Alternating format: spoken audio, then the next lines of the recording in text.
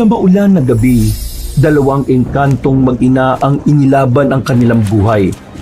Kailangan nilang makatakas mula sa kamay ng mabangis na aswang na siya rin pumaslang sa kanilang padre di pamilya. Karipas ang takbo, hindi alintana ang mga sugat na natatamo. Ang kidlat at kulog, pati na rin ang kadiliman sa kagubatan ang tila bumabawi ng pag-asa sa kanila. Ngunit hindi sumuko ang mag-ina. Sa kanilang pagsisikap, natakasan nila ang mabangis na aswang. Bagamat nakaligtas sila sa tiyak na kamatayan, isang malaking katanungan sa mag-ina kung ano ang buhay na naghihintay sa kanila. Nag-aalala ang babaeng si Gemma. Nakatingin sa kanyang palad kung saan naroon ang simbolo ng kapangyarihan. Nagliliwanag ngunit hindi gumagana. Kailan nga kaya lalabas ang kalakasan ng isang engkantada? Ano ang kanyang magagawa upang labanan at tapatan ang kasamaan? Ating sundan ang kwento ng mag-inang engkanto na nakipagsapalaran kontra sa kadiliman.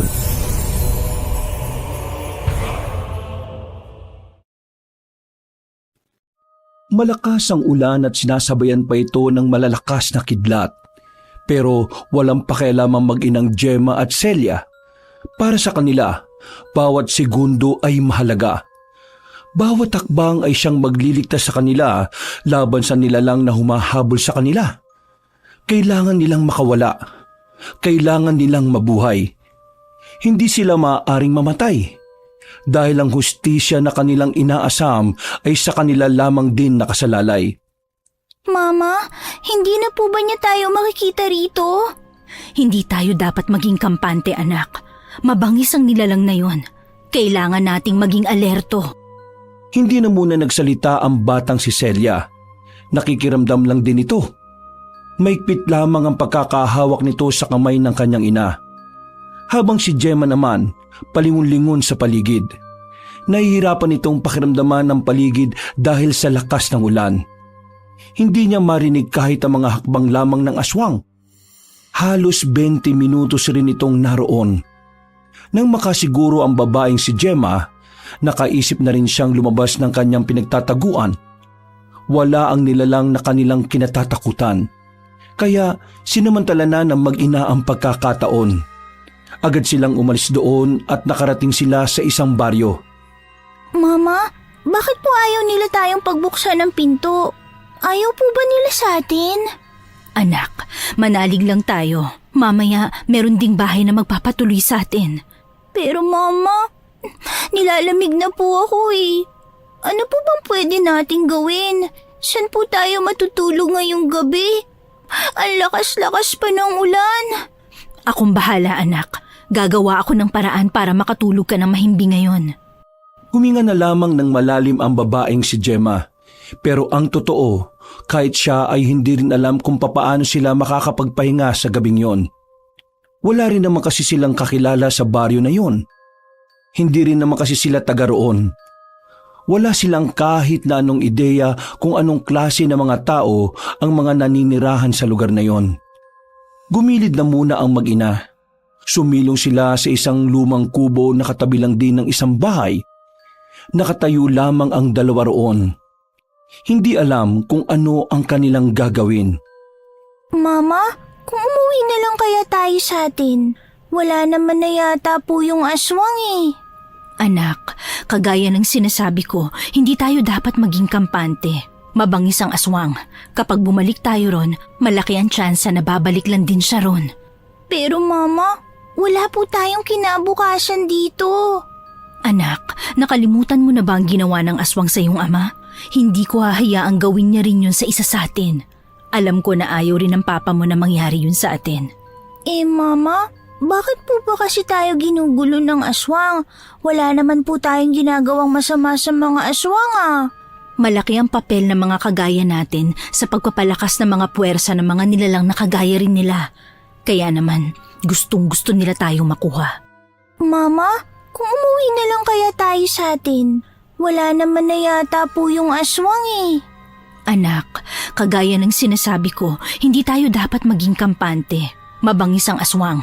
Kapag bumalik tayo ron, malaki ang tsansa na babalik lang din siya ron. Pero Mama, wala po tayong kinabukasan dito. Anak, nakalimutan mo na ba ang ginawa ng aswang sa iyong ama? Hindi ko hahayaang gawin niya rin yun sa isa sa atin. Alam ko na ayaw rin ng papa mo na mangyari yun sa atin. Mama, bakit po ba kasi tayo ginugulo ng aswang?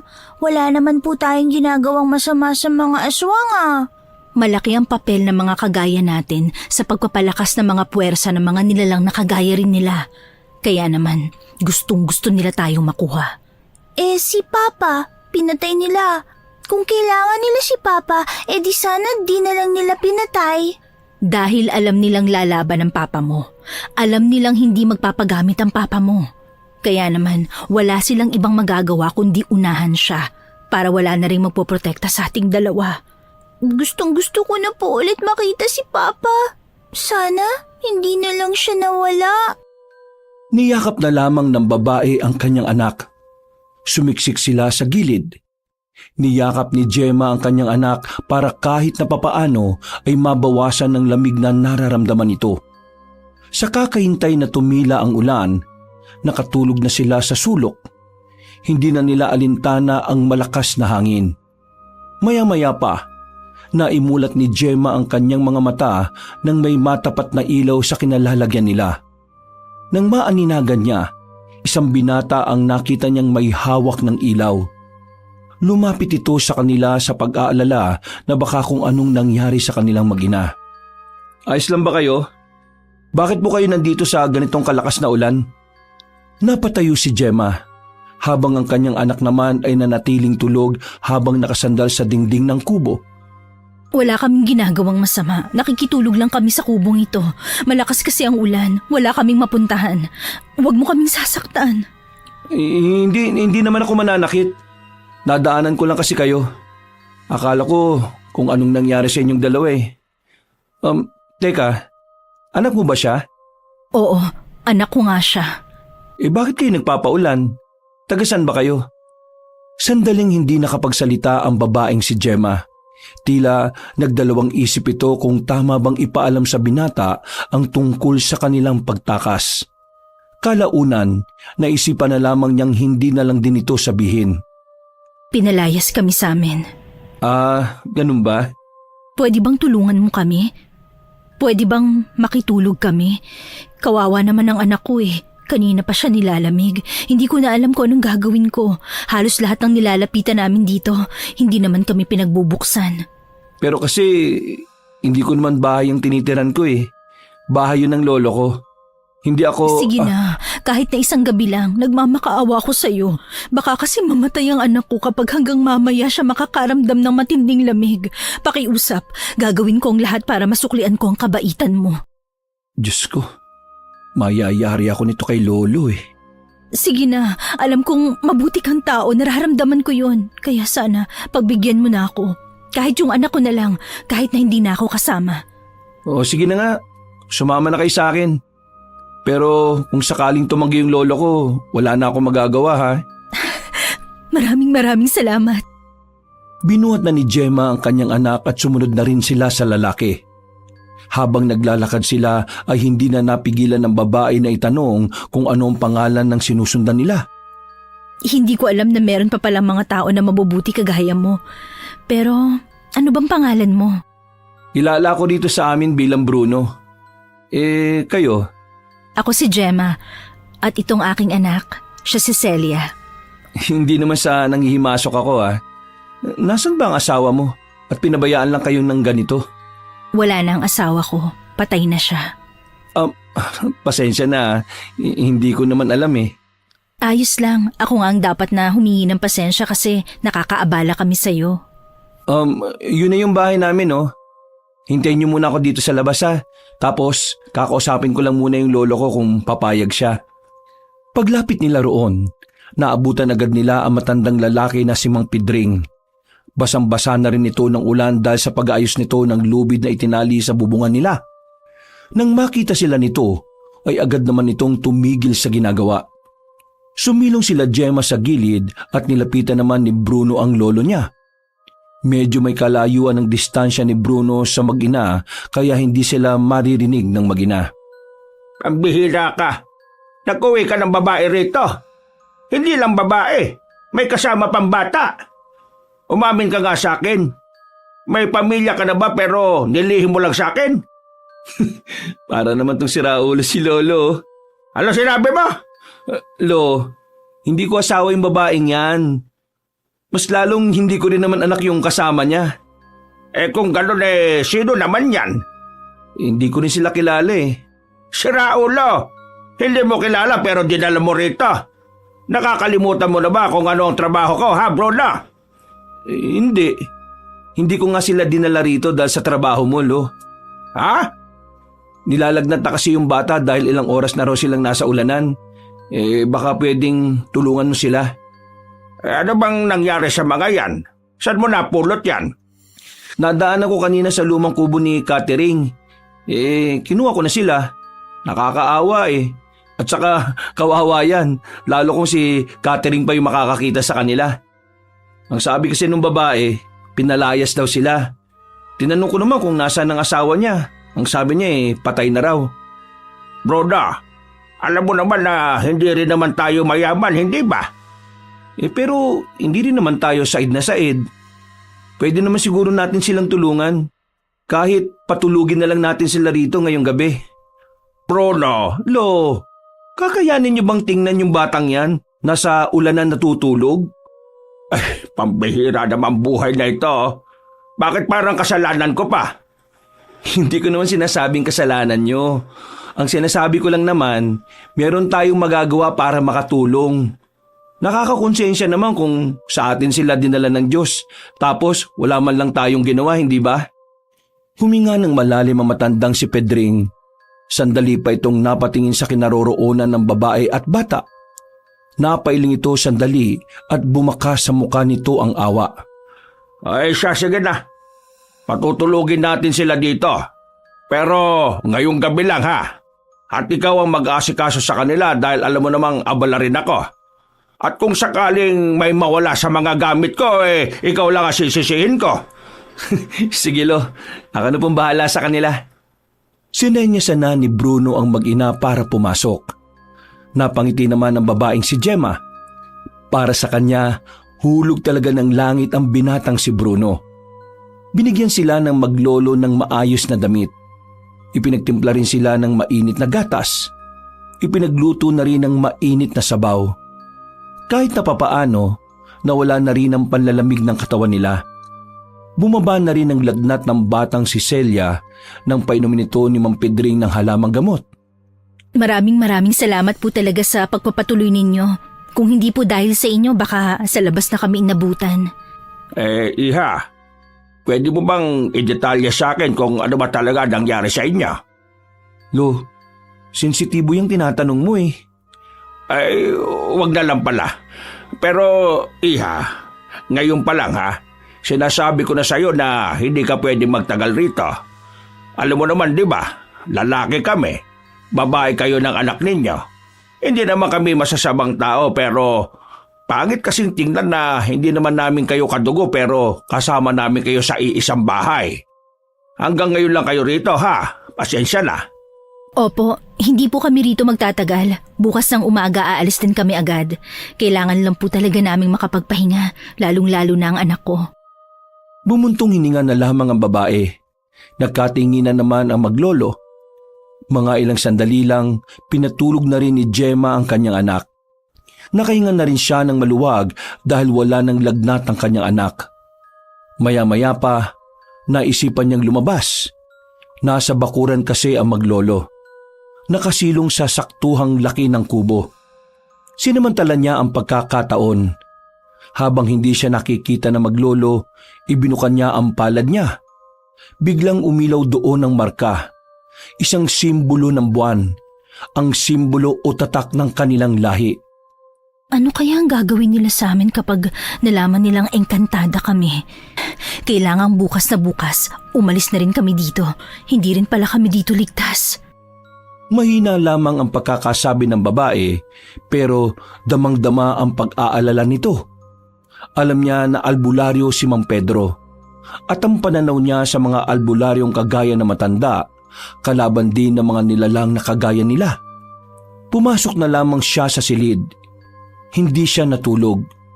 Binantayan lamang niya ang anak hanggang sa sumapit na nga ang 5:00 na madaling araw.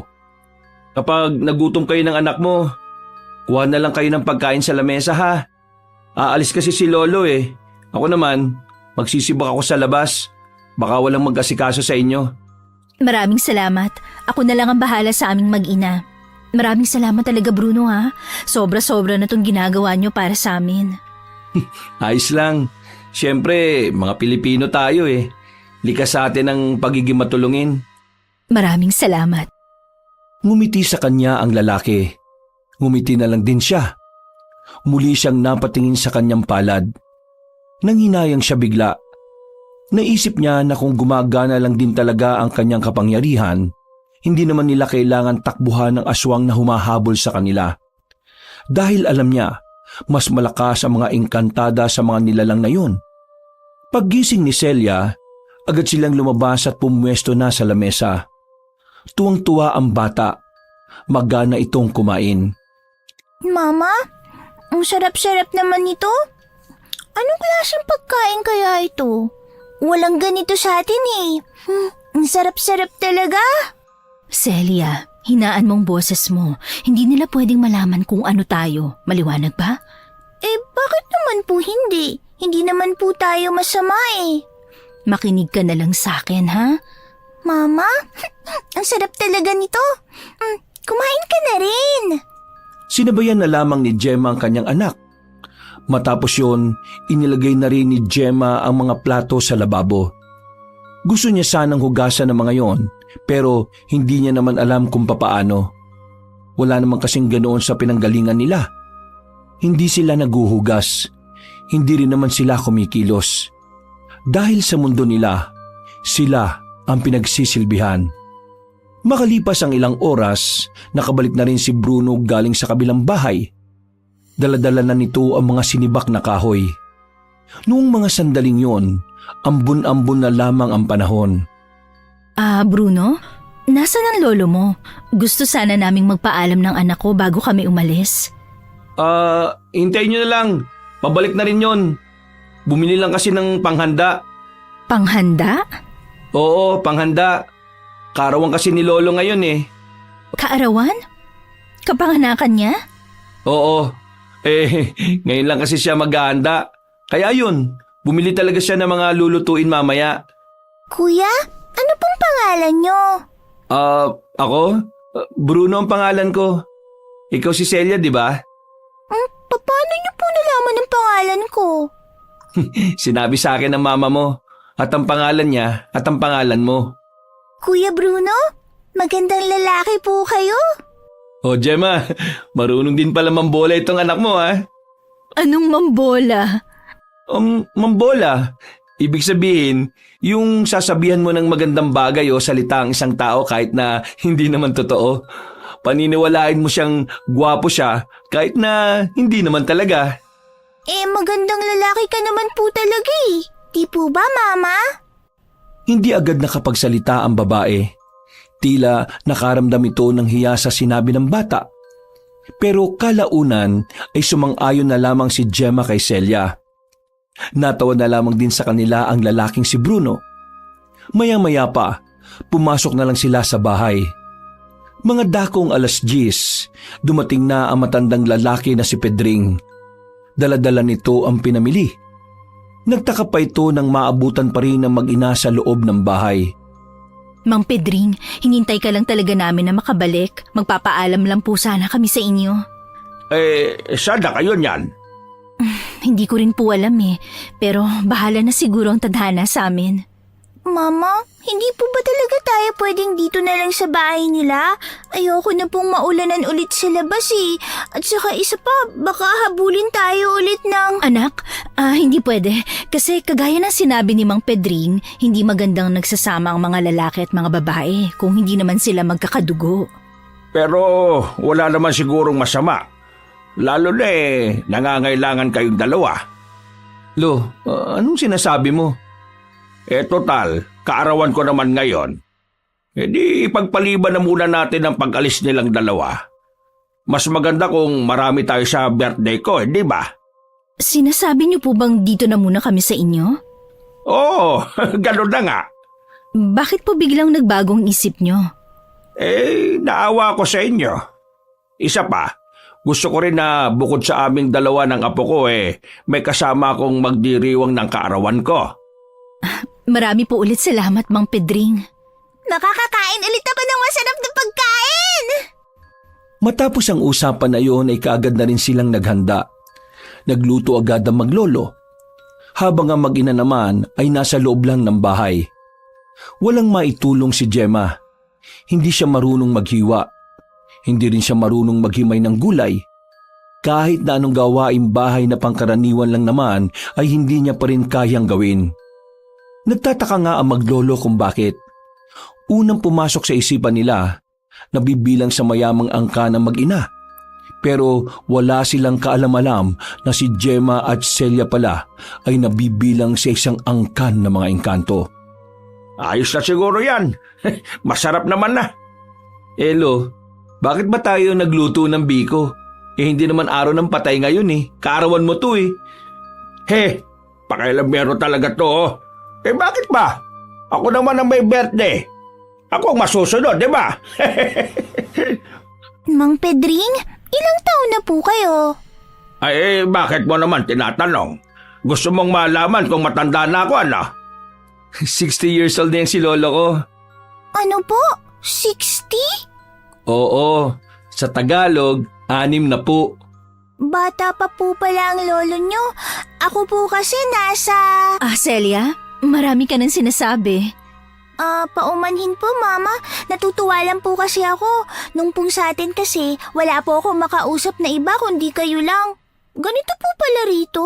Maraming tao? Saan ka ba nakatira? Sa ibang planeta? Ito talagang batang ito. Nakakatuwang anak mo, Gemma, no?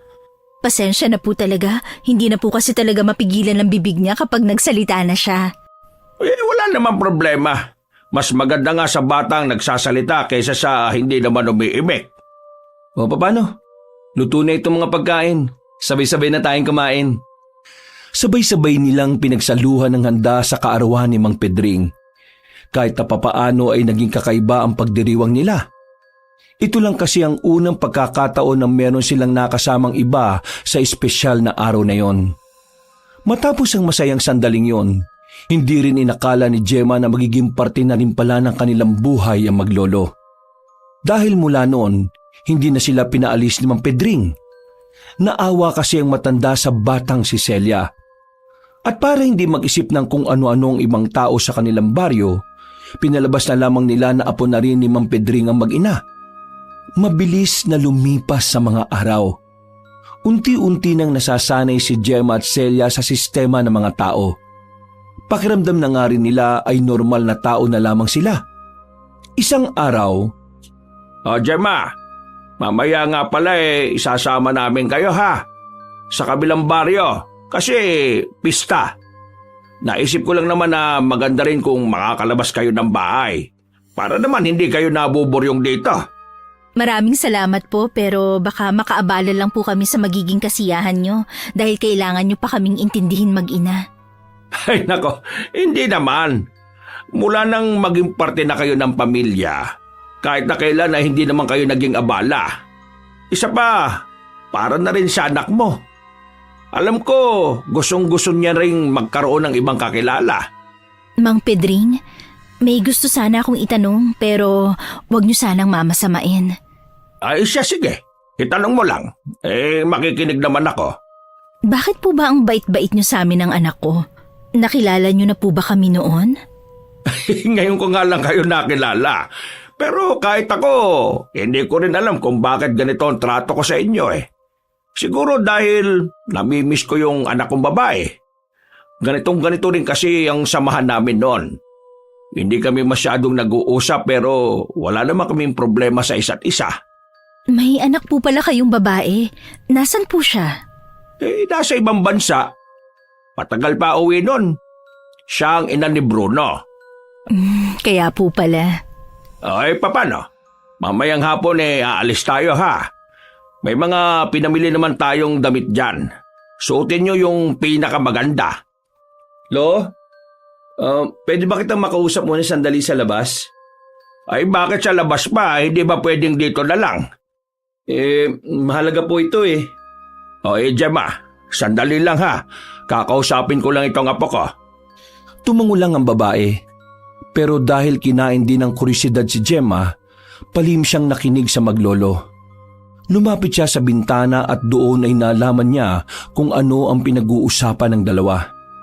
Lo, nakausap ko kanina si Mang Edgar. Meron daw silang namataan na aswang sa bandang norte. Aswang? Teka, paano magkakaroon ng aswang dito matagal lang natugis na mga sinaunang albularyo mga lintik na aswang na yan? Yun nga rin ang hindi ko maintindihan eh. Bakit bigla na lang magkakaroon ng aswang dito? Dito sa atin, pugad ng magagaling na albularyo dito eh. Imposible na hindi sila makaramdam ng takot. Kaya nga nagtataka rin ako. Sana nakuha ng lakas ng loob yung aswang na yun. At bakit dito pa talaga siya lumitaw sa probinsya natin ha? Ano naman ang sinabi ni paring Edgar? Wala naman siyang masyadong dinitalye eh. Ang sabi niya sa akin, ipaalam ko muna sa iyo na hahanapin nila yung aswang na nakita ng mga tao niya. Lo, anong gagawin natin ngayon? Di mamayang gabi, pagtapos natin pumunta sa pista ng kabilang baryo, puntahan mo yung mga kakilala natin at sabihan mo rin sila. Kahit na malayo-layo naman sa atin ang norte, hindi tayo dapat maging kampante. Lalo na't wala naman tayong impormasyon kung anong klase ng aswang ang nakita nila paring Edgar. Habang nakikinig ang babaeng si Gemma, hindi na niya napigilan ang kanyang sarili na hindi kabahan. Nakaramdam siya ng pagkabahala. Nag-alala siya para sa kaligtasan nilang mag-ina. Alam niya na hindi talaga sila titigilan ng mga aswang hanggat hindi nakukuha ng mga yun ang kailangan sa kanila. Muling binuka ni Gemma ang kanyang palad. Umiilaw lang ang simbolo sa kanyang palad pero wala siyang nararamdamang kahit na anong kapangyarihan. Nanghihinayang siya. Kung sana'y noon niya pa inaral ang kapangyarihan na tinataglay nilang mag-ina, edi sana'y hindi siya kinakabahan na makalaban ng mga aswang. Sa kanilang angkan kasi, likas sa mga engkantadang gaya nila ang kapangyarihan na nasa loob lang ng kanilang diwa. Ngunit hindi naman yun gagana kung hindi ito lubusang makikilala. Kaya ngayon, nagtatago lamang ang mag-ina sa katauhan ng mga simpleng tao. Mama, ano pong ginagawa niyo dyan sa bintana? Nagulat ang babae nang marinig niyang bigla ang tinig ng kanyang anak. Buti na lamang ay hindi naman kalakasan ang pagkakasabi nito kaya hindi sila narinig ng maglolo. Kinuha na lamang ni Gemma ang anak niya at dinala sa kanilang silid. Naganap na lamang sila ng masusuot. At nang kinahapunan, handang-handa na ang mag-ina. Sa katunayan, mas nauna pa ngang nakapag-ayos si Gemma at Celia. Naghihintay na lamang sila sa maglolo habang nasa loob sila ng bakuran. Ay, pasensya na at napatagal ha. Pero hindi bale, 3:00 pa lang naman, maaga-aga pa. Ayos lang naman po pero si Bruno po ba hindi sasama? Ay, sasama si Bruno. Sadyang napakabagal lang talaga niyang kumilos kapag ganitong may pupuntahan. O tara na. Pasensya na kung matagal ha. Gusto ko lang kasi na maging gwapo sa paningin ng lahat eh. Sos, gwapo ka naman eh. Nagmana ka kaya sa akin? Nagtawanan na lamang sila ng mga sandaling yon. Maya-maya pa ay umalis na rin sila. Dahil hindi naman kalayuan ng nasabing baryo, nilakad na lamang nila patungo roon. Tutal ay hindi naman mainit ang panahon ng mga sandaling yon. Pagkarating nila roon, sinalubong agad sila ng kakilala ni Mang Pedring. Dinala sila sa bakuran at doon ay nagsimula ang kainan. Hindi makapaniwala si Gemma at Celia sa kanilang nasasaksihan. Ang buong akala kasi nila, maiilang sila sa mga tao. Pero hindi. Ramdam nila kung gaano kainit ang pagtanggap sa kanila ng mga yon. Mama, ang saya-saya naman po rito. Ang dami-daming tao at maingay. Maraming masaya. Kaya ikaw, wag ka masyadong lalayo sa akin ha? Kasi baka mawala ka rito. Nako, Celia, siguradong magiging masaya ka rito, iha. Sa gilid ng bakuran kung saan nakapwesto ang lamesa, pumesto ang mag-ina. Ang daming nakahain sa ibabaw ng lamesa, kaya tuwang-tuwa ang batang si Celia. Nung mga sandaling yon, pakiramdam ni Gemma ay mga normal na tao lang din sila. Hindi nila nararamdaman ang kanilang pagkakaiba sa mga tao. Makalipas lang ang ilang oras, nakakaramdam na ng pagkabagot si Gemma. Hindi rin naman kasi sila tumatayo. Nanunod lang sila sa mga taong nagkakasiyahan. At kung minsan naman ay dinadalaw lang sila na maglolo. Habang pinagmamasdan ng mga nagsasayawan, napansin ni Gemma ang isang lalaki na nakatayo sa labas. Meron niyong hinahanap at malakas ang palagay niya na sila ang hanap ng lalaking yon. Celia, kailangan na nating umalis dito. Pero Mama, nakakatuwa po silang panoorin, no? Hindi po ba kayo natutuwa? Kailangan mo makinig sa akin. Hinawakan na niya ang kamay ng kanyang anak. Paglingon niya sa kabilang banda naman, nakita niyang meron pang isang lalaki na tila hinahanap din sila. Hindi maaaring magkamali si Gemma sa mga sandaling yon. Ang dalawang lalaki na nasa labas ay mga lihitimong aswang. Hindi siya maaaring magkamali sa kanyang kutob. Amoy na amoy niya ang kakaibang amoy ng isang tunay na aswang. Hindi na siya nagsayang pa ng oras. Agad na rin siyang umalis doon. Halos makaladkad na niya ang anak sa pagmamadaling makatakas. Nabuhay na naman ang kanyang takot sa kalooban. Naakala niya ay matagal nang naglaho dahil sa pansamantalang saya na nararamdaman niya. Nakalabas sila ng bakuran. Nasa kalsada na silang dalawa.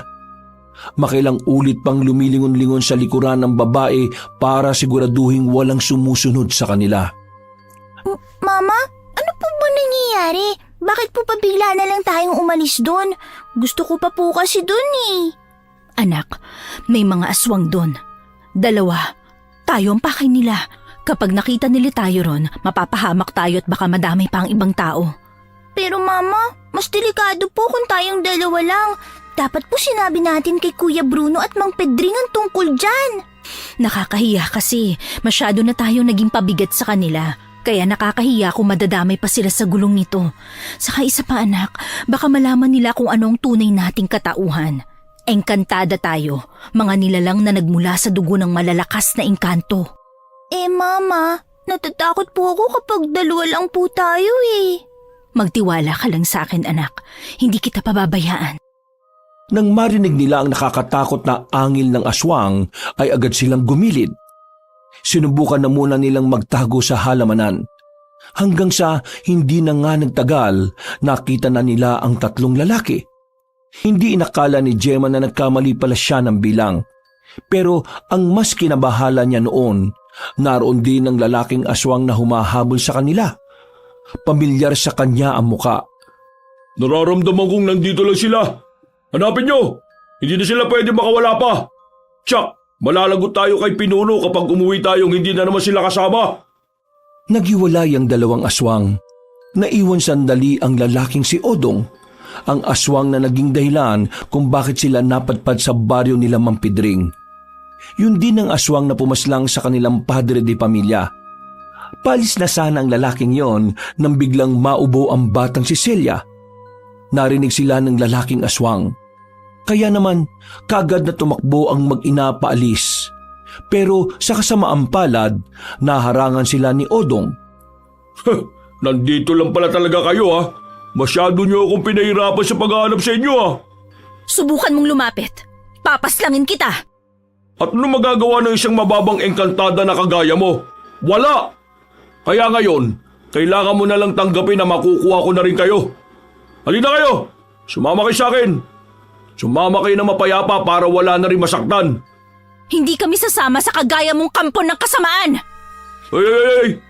Hindi lang kami mga asong ang kampo ng kasamaan sa mundong ito, no? Marami pa. Kabilang na rin kayo mga engkanto. Kaya huwag kang magmalinis dyan. Tara na, sumama na kayo sa akin. Ipapangako ko na walang mangyayaring masama sa anak mo kapag sumama kayo na maayos. Hindi mo ako malilinlang. Alam ko na kapag sumama kami sa inyo, gagawin nyo lang kaming alay para buhayin ng Panginoon nyo. Mama, natatakot na po ako. Baka kung anong gawin niya sa atin. Huwag ka mag-alala, anak. Akong bahala. Hindi ko hahayaang makadampi ang kahit daliri niya sa atin.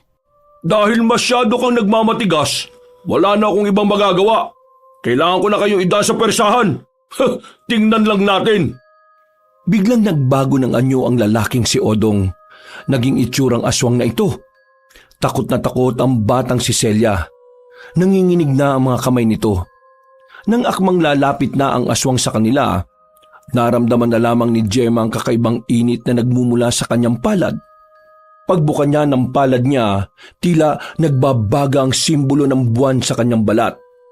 Nag-uumapaw na enerhiya ang tila bigla na lamang dumaloy sa kanyang buong katawan. Hindi ko hahayaan na masaktan mo kami! Itinapat ni Gemma ang palad niya sa papalapit na aswang. Sa hindi malamang dahilan, naglabas ng malakas na hangin ng palad ng babae na siyang nakapagpataboy sa lalaking aswang. Nilipad ito palayo. Tumama pa ang likod nito sa puno. Sa lakas ng pagkakatama ay sumuka na ito ng dugo. Walang yakang ikantada ka. May tinatago ka ba ng ganyang kapangyarihan? Pwes, mas lalo akong ginanaan na makakuha ka. Lumusob sa kanila ang aswang, pero sa pagkakataong ito ay hindi na nagamit pa ni Gemma ang kapangyarihan niya. Buong akala niya ay masasaktan na sila ni Odong, pero laking gulat na mag-ina nang biglang lumitaw sa harapan nila ang lalaking si Bruno. May hawak niya itong itak. Tinaga ni Bruno ang aswang at tinamaan naman yun sa muka. Nadaplisan lang yun pero sapat na ang ginawa ni Bruno para maalarma si Odong. At talagang may umepal na naman ha? Sino ka naman? Ako nagpoprotekta sa maginang to. Kaya ikaw, humanda ka. Lumayas ka tao! Problema ito ng dalawang magkaibang nilalang. Wala akong pakialam no. Ang misyon namin bilang mga manunugis at albularyo, patayin ang lahat ng nilalang na makakaapekto sa pamumuhay namin mga tao. Eh di, kung yan ang gusto mo, ibibigay ko sa iyo kamatayan na gusto mo. Muling umatake ang aswang na si Odong. Mabilis ito. Masyado itong maliksi kaya hindi agad matamaan ni Bruno ng mga sandaling yon.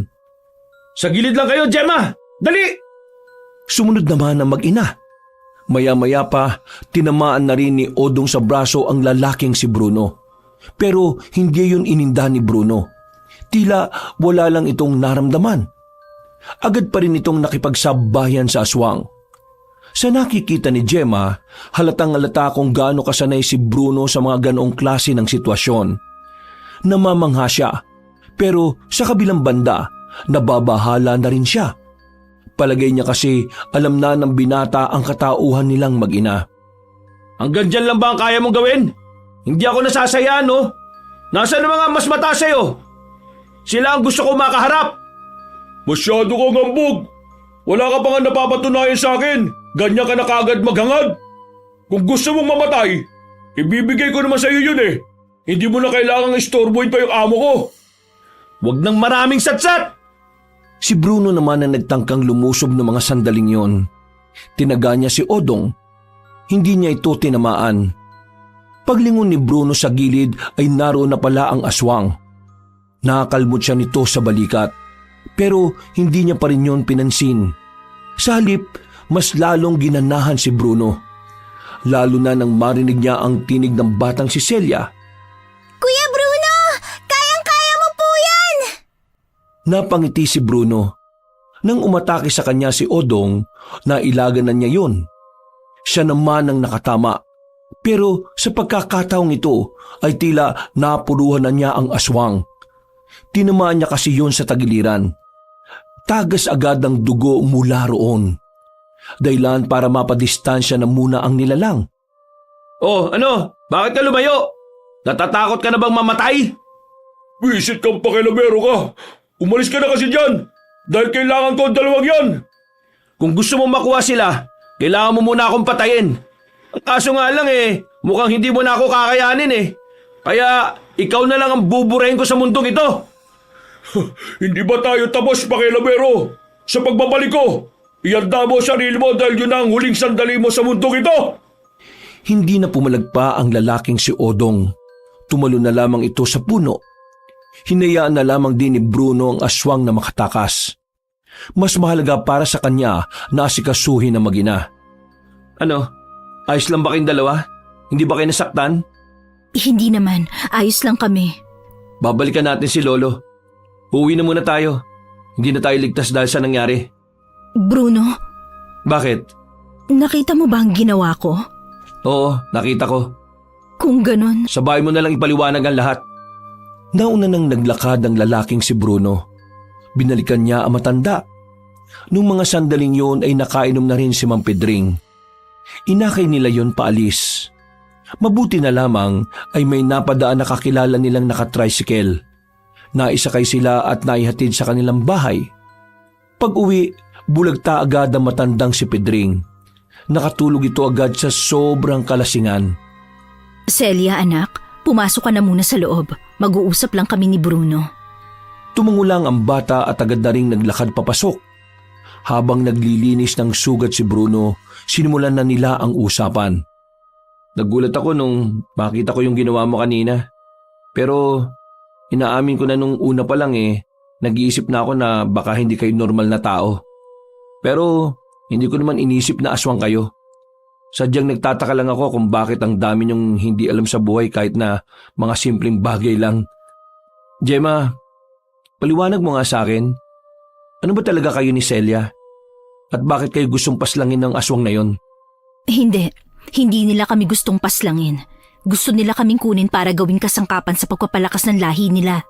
Kami ay mga engkantada, mga matataas na uri ng engkanto. Naninirahan lang kami nun sa Biringan, pero pinalayas kami ron dahil sa kasalanan ng angka namin. Nang mapalayas kami sa lupang sinilangan namin, sinubukan naming mamuhay ng normal dito sa lupa. Ang kaso nga lang, nadiskubre ng mga aswang na ang dugo namin ang kailangan nila para lumakas sila. Pinatay nila ang asawa ko dahil alam nilang ang asawa ko magiging hadlang sa kanila. At isa pa, hindi namin katulad ang asawa ko. Ang dugo niya ay pangkaraniwan lang. Nung gabing nakita mo kaming basang-basa sa ulan, yun yung gabi na nakatakas kami sa kanya. Yung nakita mo namang kapangyarihang nagawa ko, normal sa aming mga engkantada yon. Ang kaso nga lang, hindi ko yun magamit ng maayos. Kasi nung nasa Biringan pa ako, mas pinili kong hindi aralin kung paano lilinangin ang kapangyarihan na tinataglay namin. Pati tong si Celia, hindi ko rin siya naturuan dahil wala naman din akong alam. Ganon. Bakit hindi mo agad sinabi sa amin ni Lolo ang tunay niyong katauhan? Natakot kasi ako. Nababahala ako na dahil albularyo kayo, mga taong tumutugis ng mga masasamang elemento. Natakot ako na baka tugisin niyo rin kami. Pero alam niyo naman na hindi kayo masasamang elemento, di ba? Oo, pero yun kasing nararamdaman ko, kaya pinili ko na lang na itago at saka palagay ko kapag hindi ko sinabi, magiging normal lang ang lahat. Ituturing niyo kaming normal na gaya ng isang tao. Bruno, matatanggap niyo ba kami kahit ganito kami? Matatanggap pa ba kami ng lolo mo? Matatanggap naman namin kayo Kahit naman pumapas lang kami ng masasamang elemento, alam din naman namin na may mabubuting elemento rin. At kayo nga yun. Kaya huwag ka mag-alala, Gemma. Hindi ka namin itataboy. Ang kailangan lang nating gawin, malaman kung papaano gagana ang kapangyarihan mo. Gemma, yan ang magiging susi para maprotektahan mo ang anak mo. Gusto kong matutuhan kung paano to nagagamit para makatulong ako sa inyo. Gusto ko ring tumugis ng mga aswang. Sigurado ka ba sa sinasabi mo? Hindi biro ang ginagawa namin. Isa pa, may anak ka. Bruno, nasa panganib ang buhay ng anak ko. Kahit na wala akong gawin, wala itong pagkakaiba kung makikisa ako sa inyo. Kaya kapag nagising na si Mang Pedring, gusto kong ikaw na lang sanang magpaliwanag ng lahat. Hindi ko kasi kayang humarap sa kanya. Madaling araw na nang magising ang matandang si Pedring. Agad din namang sinabi ni Bruno ang lahat ng mga sinabi ni Gemma. Hindi makapaniwalang matandang albularyo. Buong akala niya kasi ay normal na tao lamang ang mag-ina. Pero kahit na ganoon, tila hindi pa rin naman nagbago ang tingin nito kay Gemma at Celia. Gemma, hindi naman nagbago ang tingin ko sa iyo at sa anak mo. Pero ang gusto ko lang, tulungan mo kami sa pagtugi sa mga aswang na yon. Ngayong tuluyan na silang nakarating sa probinsya natin, nakakasiguro ko na makakatulong ka sa amin. Pero, Lo, hindi ba parang delikado para sa kanilang sinasabi nyo? Kesa naman mapahamak sila ng walang kalaban-laban, mas maganda nang matuto silang lumaban sa mga aswang. Tandaan ninyo, malalakas ang kalaban. Kung yung unang aswang lang na nakalaban mo kanina malakas na, paano pa kaya yung tinatawag nilang amo? Kailangan natin ng kahit na anong lakas. Huwag po kayong mag-alala, Mang Pedring. Buong-buo na po ang loob ko. Handa na po akong gawin ang makakaya ko para makatulong sa pagpuksa sa mga aswang na yon. Para na rin po to sa kinabukasan ng anak ko. Kung ganun wala na pala akong dapat na ipag-alala. Ang kailangan na lang natin gawin ngayon ay alamin kung paano natin mapapagana ang kapangyarihan mo. Sa ngayon, hindi ko rin talaga alam. Bigla-biglaan lang siyang lumalabas Hindi ko siya kayang kontrolin. Sige, pag-aaralan ko yan. Sa ngayon magpahinga na muna kayo mag-ina. Akong bahala sa inyong dalawa. Bruno, bantayan mo na muna sila rito ha. Saan na naman kayo pupunta kaaga-aga? Maghanap ako ng mga libro o impormasyon na makakatulong sa atin para linlangin ang kapangyarihan niya. Umalis sa matanda nung umagang yon kahit na hindi pa nakakaligo at meron pang hangover. Sila lamang ang naiwan sa bahay ng mga sandaling yon. Dahil sa pagkabahala na baka masundan sila ng mga aswang sa bahay, naglagay na lamang si Bruno ng mga pangontra sa palibot. Mabilis na lumhimpas sa mga sandali. Sumapit na rin ang 12:00 ng tanghali. Sabay-sabay na rin silang kumain. Hindi pa rin nakakabalik ang matandang lalaki. Habang nasa bakuran si Gemma sa kasagsagan ng kanilang pagwawalis, nakarinig sila ni Bruno ng kalabog sa loob ng bahay. Nagkatinginan pa sila sandali. Ako na titingin. Hindi, ako na. Ako na lang. Nagpresinta na ang lalaki. Pagpasok nito sa bahay, nagulat si Gemma nang paulit-ulit siyang tawagin ni Bruno. Agad naman pumasok ng bahay ang dalaga at pagpasok niya sa loob, nakita niya ang kanyang anak na nakahiga na sa sahig at wala ng malay. Diyos ko, ano nangyari sa kanya? Hindi normal ang init ng katawan niya, Gemma. Mataas ang lagnat niya. Celia! Hinawakan ng babae ang kamay ni Celia. Tiningnan nito ang palad nito. Nakita nilang may umiilaw na marka doon. Isang simbolo na hugis buwan. Anong ibig sabihin yan? Nangyari na to sa akin nung bata pa ako. Ito ang unang pagkakataon na lumitaw na ang marka niya. Ibig sabihin, pati si Celia magkakaroon na rin ng kapangyarihan? Oo, lalabas na ang kapangyarihan niya. Pero hindi ko alam kung kailan at kung paano. Natigil sa pagsasalita ang babaeng si Gemma nang biglang magkaroon ng malay ang bata. Tumingin ito sa kanya, pero napansin pareho ni Gemma at Bruno na kulay asul ang mga mata ng bata. Anak, anong nararamdaman mo? May masakit ba sa'yo? Mama, masakit po ang buong katawan ko. Ano po nangyari sa akin? Mainit po ang katawan ko. Wala si Lolo ngayon. Hindi ako biyasa sa panggagamot Pero sige, susubukan ko. Hindi, ako nang bahala sa kanya. Marunong ka? Iba ang paraan ng panggagamot namin. Bigyan mo na lang ako ng kutsilyo. Ha? Kutsilyo? Anong gagawin mo?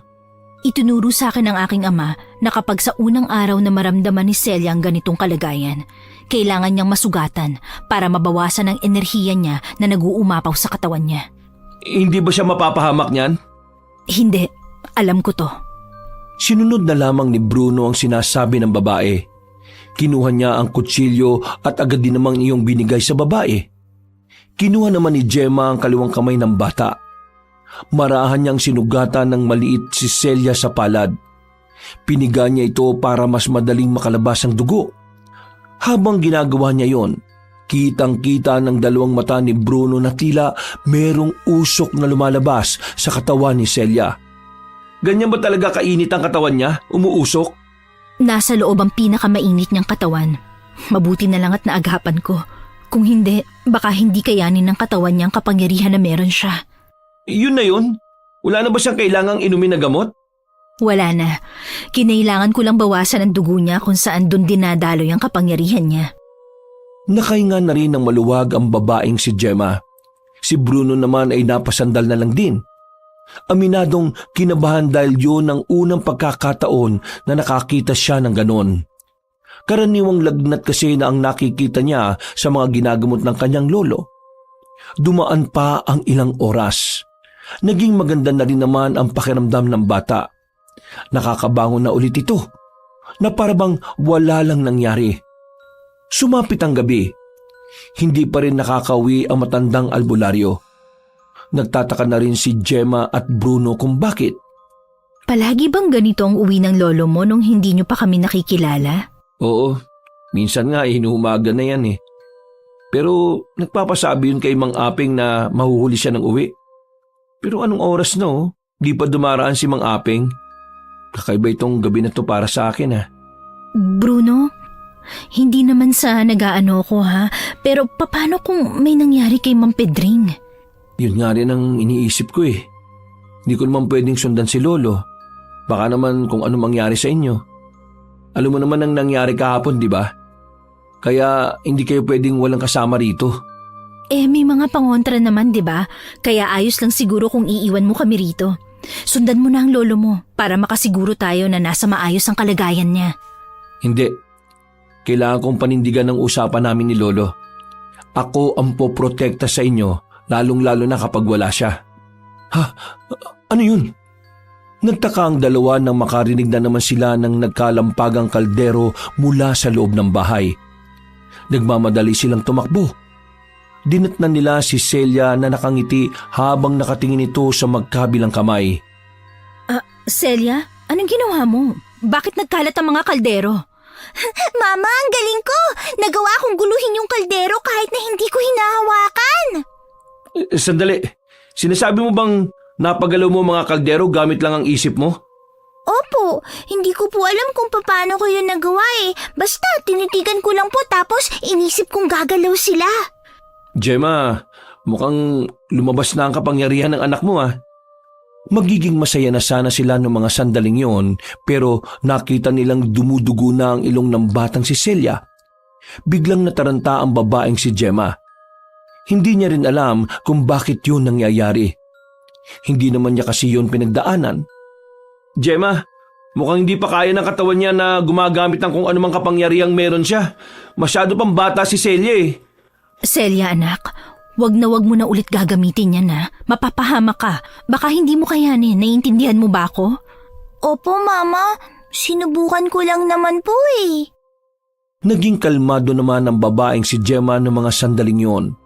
Pinagpahinga na lamang muna ang kanyang anak. Habang nasa loob ng bahay, palingon-lingon sila sa labas. Hinihintay pa rin kasi nila si Mang Pedring. Pero mag-aalas 11 na ng gabi ay hindi pa rin yun nakakauwi. Bruno, hanapin mo na ang lolo mo. Sige na. Nag-aalala na ako para sa kaligtasan niya eh. Baka kasi mamaya siya ang pinagbunto na ng mga aswang. Kakayanin naman ni Lolo ng mag-isa ang mga yon. Matagal na niyang ginagawang pakikipaglaban sa mga masasamang elemento. Pero hindi natin masasabi. Paano kung marami ang mga yon at dinumog siya? Sige na, iwan mo na kami rito. Kakayanin kong protektahan ng anak ko. Bruno, kailangan mo ring magtiwala sa akin. Sige, pero babalik ako kagad sa oras na makita ko na si Lolo ha. Mag-iingat ka. Nagmamadaling umalis ng bahay ang lalaking si Bruno, habang si Gemma at Celia naman ang naiwan sa bahay. Pumasok na lamang sa loob si Gemma. Kinuha niya ang itak sa gilid. Hindi niya magawang asahan ang kapangyarihan na meron siya dahil hanggang sa mga sandaling yon ay hindi pa rin niya kayang gamitin ang kapangyarihan niya. Nakaupo na lamang ang babae sa gilid ni Celia. Nakikiramdam sa paligid. Sa hindi malamang dahilan, naramdaman na lamang niyang kinakabahan na siya. Kasunod nito ay ang mga kakaibang kaluskos na naririnig niya sa paligid. Sino yan? Walang tumutugon sa kanya sa labas. Napatingin siya sa palad ng kanyang anak. Umiilaw ang simbolo na naroon. Isang indikasyon lamang na sa mga sandaling yon ay merong panganib na nakaamba sa kanila. Napalunok ng laway ang babae. Maigpit ang hawak niya sa itak. Ilang sandali lang narinig na niyang may nagsasalita sa labas. Tinig ni Mang Pedring. Gemma, si Pedring ito. Buksan mo ang pinto! Nakauwi na ka! Makakahinga na sana ng maluwag ang babae pero bigla niyang naisip na may kakayahan din ng mga aswang na manggaya ng boses. Kaya naman hindi na muna niya binuksan ang pinto. Nagkaroon siya ng pagdududa. Para makasigurado, may mga bagay siyang itinanong sa matanda. Hindi niyo ba nakita si Bruno? Hinahanap niya po kayo sa labas. Hinanap ako ni Bruno. Hindi ko siya nakita eh. Baka nagkasalisihan kami. Bakit ngayon ka lang? Nagdududa ka ba sa akin, Gemma? Ako nga ito, si Pedring. Bakit kasi hindi mo muna buksan ang pintuan nang malaman mong ako nga ito? Kung talagang ikaw si Mang Pedring, kailan ang kaarawan mo? Pambihira. Bakit hindi mo ko magawang pagkatiwalaan eh? Ako nga Sagutin mo na ang tanong ko. Kailan ang kaarawan mo? Kapag tumama ba sagot ko eh, papapasukin mo ako. At hindi ka na ba maghihinala? Oo, papapasukin na kita. Kaya sagutin mo ang tanong ko. Ang kaarawan ko eh, ika-18 ng Agosto. Hindi ikaw si Mang Pedring. Hindi yan ang kaarawan niya. Hindi mo ako maluloko, aswang! Isit ka talagang babae ka. Bakit ang hirap mong lokohin? Hindi mo ako maluloko, aswang. Marahil wala akong kapangyarihan ngayon, pero gumagana ng matino ang isip ko. Pumasok ka rito kung gusto mo, nang masunog ka dahil sa dami ng pangontrang nakalagay dito. Hindi na nakapagpigil ang lalaking aswang. Gigil na gigil nitong pinagsisisipa ang pintuan hanggang sa tuluyan na itong mawasak. Bumungad kay Gemma ang aswang. Hindi lamang yon nag-iisa. May mga kasama ito sa labas. Walang pakialam ang mga aswang na yon kung may makakakita sa kanilang ibang tao. Bakit ba ang hirap-hirap ninyong kunin mag-ina? Samantalang hindi naman ako pinahirapan ng asawa mo. Hindi mo magagawa ang gusto mo. Hindi ka magtatagumpay. Kaya kung ako sa'yo, umalis ka na lang ulit at baka mapahamak ka pa. At ngayon, parang may malasakit ka pa sa kapakanan ko? Maraming salamat naman kung ganun. Pero hindi ako madadala sa mga ganyan mo, no? Dahil nandito kami para tapusin ang misyon namin. At ang misyon na yon ay madala kayo sa harapan ng aming amo, ang aming pinuno. Sinubukan ng lalaking si Odong na pumasok sa bahay. Pero kakahakbang pa lang ng isa nitong paa, naramdaman na kaagad nito na tila sumakit ang kanyang ulo. Malakas ang pangontra na naroon, kaya naman hindi magawang makalapit ng aswang kay Gemma. Sige, pumasok ka para mapaaga ang buhay mo. Wala kang kapangyarihan kaya kapag ako nakalapit sa'yo, malilintikan ka sa akin ng malala. Masyado ka ng pasakit sa ulo ko eh. Ikaw ang malilintikan sa akin. Kinuha ni Gemma ang mga kaldero. Pinagbababato niya yun kay Odong.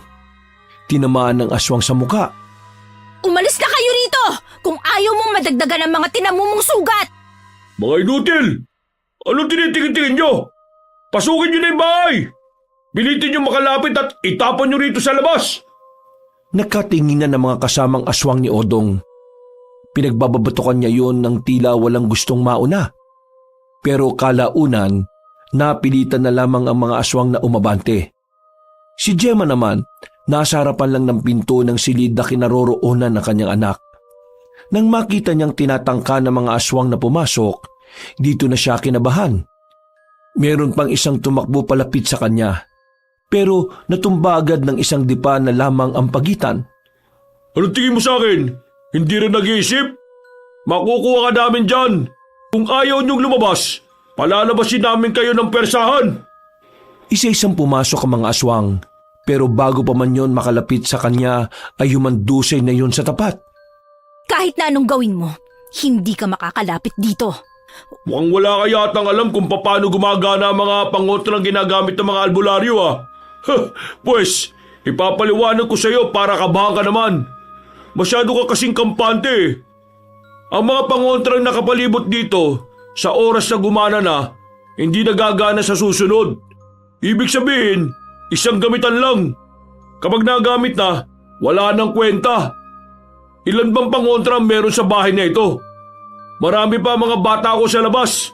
Uubusin ko silang lahat kung kinakailangan para maubos na rin ang mga pangontrang inaasahan mo. Sa puntong ito ay nakaramdam na ng pagkabahala si Gemma. Naisipan na niyang umalis na lang ng bahay, pero Napagtanto rin niya na mas delikado ang kanilang buhay kung aalis sila. Namamawis na ang kanyang kamay dahil sa kaba. Tensyonado na ang babae. Maya-maya pa, narinig na lamang niyang naihakbang na ni Odong ang paa nito sa loob. Wala na itong nararamdaman na pananakit ng ulo. Ha! Ano? Kita mo na? Wala nang epekto sa akin ang mga pangontra kasi wala nang silbi. Ubus na! Ngayon babae, nandito na ako. Makakalapit na ako sa harapan mo. Kakausapin kita na maayos ha. Sasama ka ba sa akin na maayos? O masasaktan ng anak mong nasa loob ng silid na yan? Huwag mo sasaktan ng anak ko. Wala siyang kinalaman dito. Kaya nga para hindi na kayo masaktan, sumama kayo ng mapayapa. Ibaba mo ang hawak-hawak mong itak. Marahang ibinaba ni Gemma ang itak. Sinipa niya yung palapit kay Odong. Hoy! Magsibangon na kayo dyan! Sakit lang ng ulo yan. Hindi kayo mamamatay dyan oh. Kunin niyo na tong babae na to. Pati yung anak niya sa loob. Sandali! O bakit? May sasabihin ko pa bang mahalaga? Kung meron, pag-usapan natin yan sa daan. Ito ang sasabihin kong mahalaga. Binuksan ni Gemma ang kanyang palad at ipinakita pa yon sa aswang na si Odong. Nanlalaki ang mga mata ng lalaki. Ilang sandali lang, bigla na lamang may lumabas na malakas na hangin sa kamay ng babae. Nawasak ang bandang pintuan. Tumilapon silang lahat palabas ng bahay. Tila nagkandapilay-pilay ang mga yon. Habang si Odong naman, hindi na naman makapaniwala na nagawa yon ng engkantadang si Gemma. Hindi kayo aalis? Ako magpapalaya sa inyo! Muling itinutok ni Gemma ang kanyang palad sa mga aswang na nasa bakuran. Pero sa pagkakataong ito ay wala nang malakas na hangin na lumalabas. Kaya naman inakala ni Odong na yun na ang tamang pagkakataon para dakpin ang babae. Pero nagkamali pala ito. Nang subukan ni Odong ang makalapit, bigla na lamang bumilis ang galaw ni Gemma. Hindi na namalaya ni Odong na nasa likuran na pala niya ang engkantada. Pagkaharap ng aswang, naggulat ito nang bigla itong suntukin ni Gemma. Sa lakas ng suntok ay tumilapon ito palabas ng bakuran. Buisit! Nakakagamit na siya ng kapangyarihan niya. Tingin ko, si Amo na ang kailangang umarap sa isang ito. Umalis na kayo rito! Dahil kapag nagpumilit pa kayo, ikamamatay nyo! Di pa tayo tapos, babae! Nagmamadaling gumapang pali sa mga aswang. Nagsisigaw pa nga ang mga taong nakakita sa mga yon. Pero mabuti na lamang ay wala namang sinaktan kahit isang residente.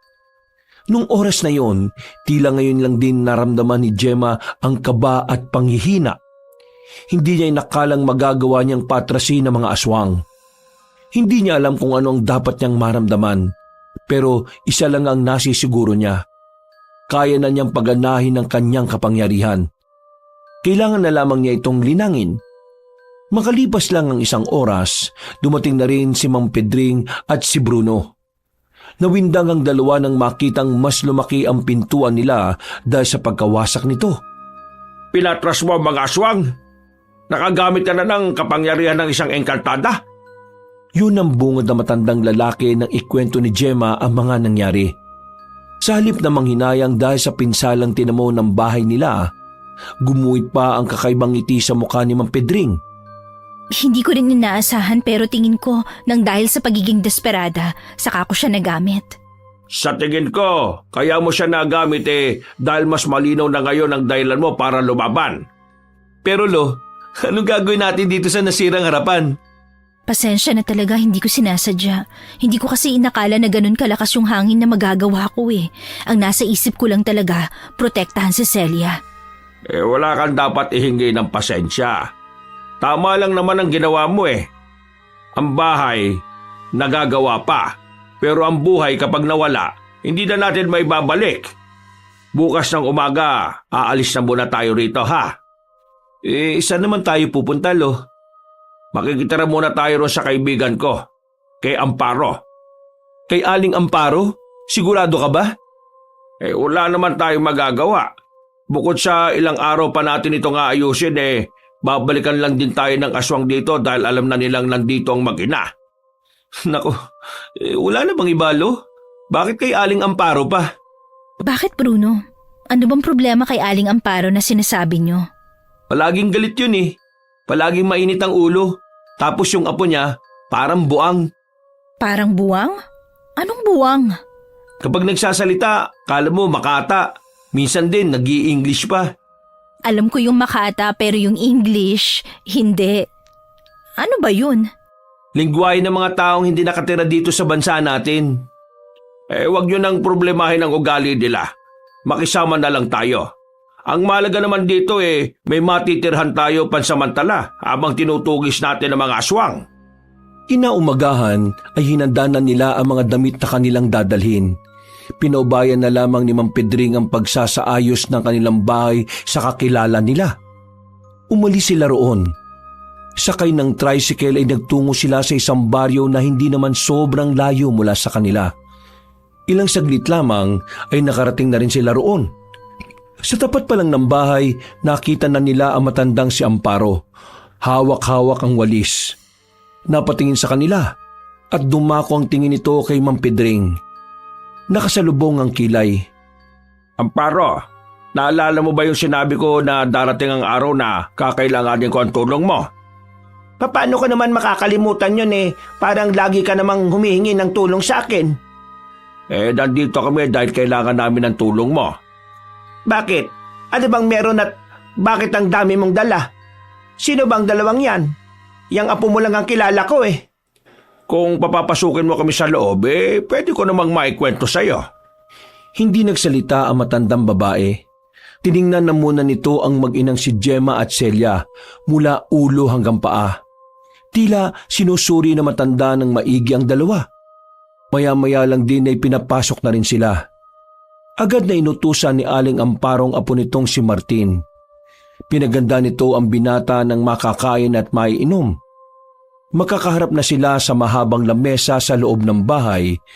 May kalakihan din kasi ang sala kaya kasyang-kasya sila. Hindi na nagpaligoy-ligoy pa si Mang Pedring. Sinabi na rin nito ang kanilang sitwasyon. Tahimik lang din namang nakikinig si Aling Amparo. Nang matapos na makapagkwento ang matandang lalaki, bigla na lamang sumigaw si Aling Amparo na parabang meron nitong kaaway.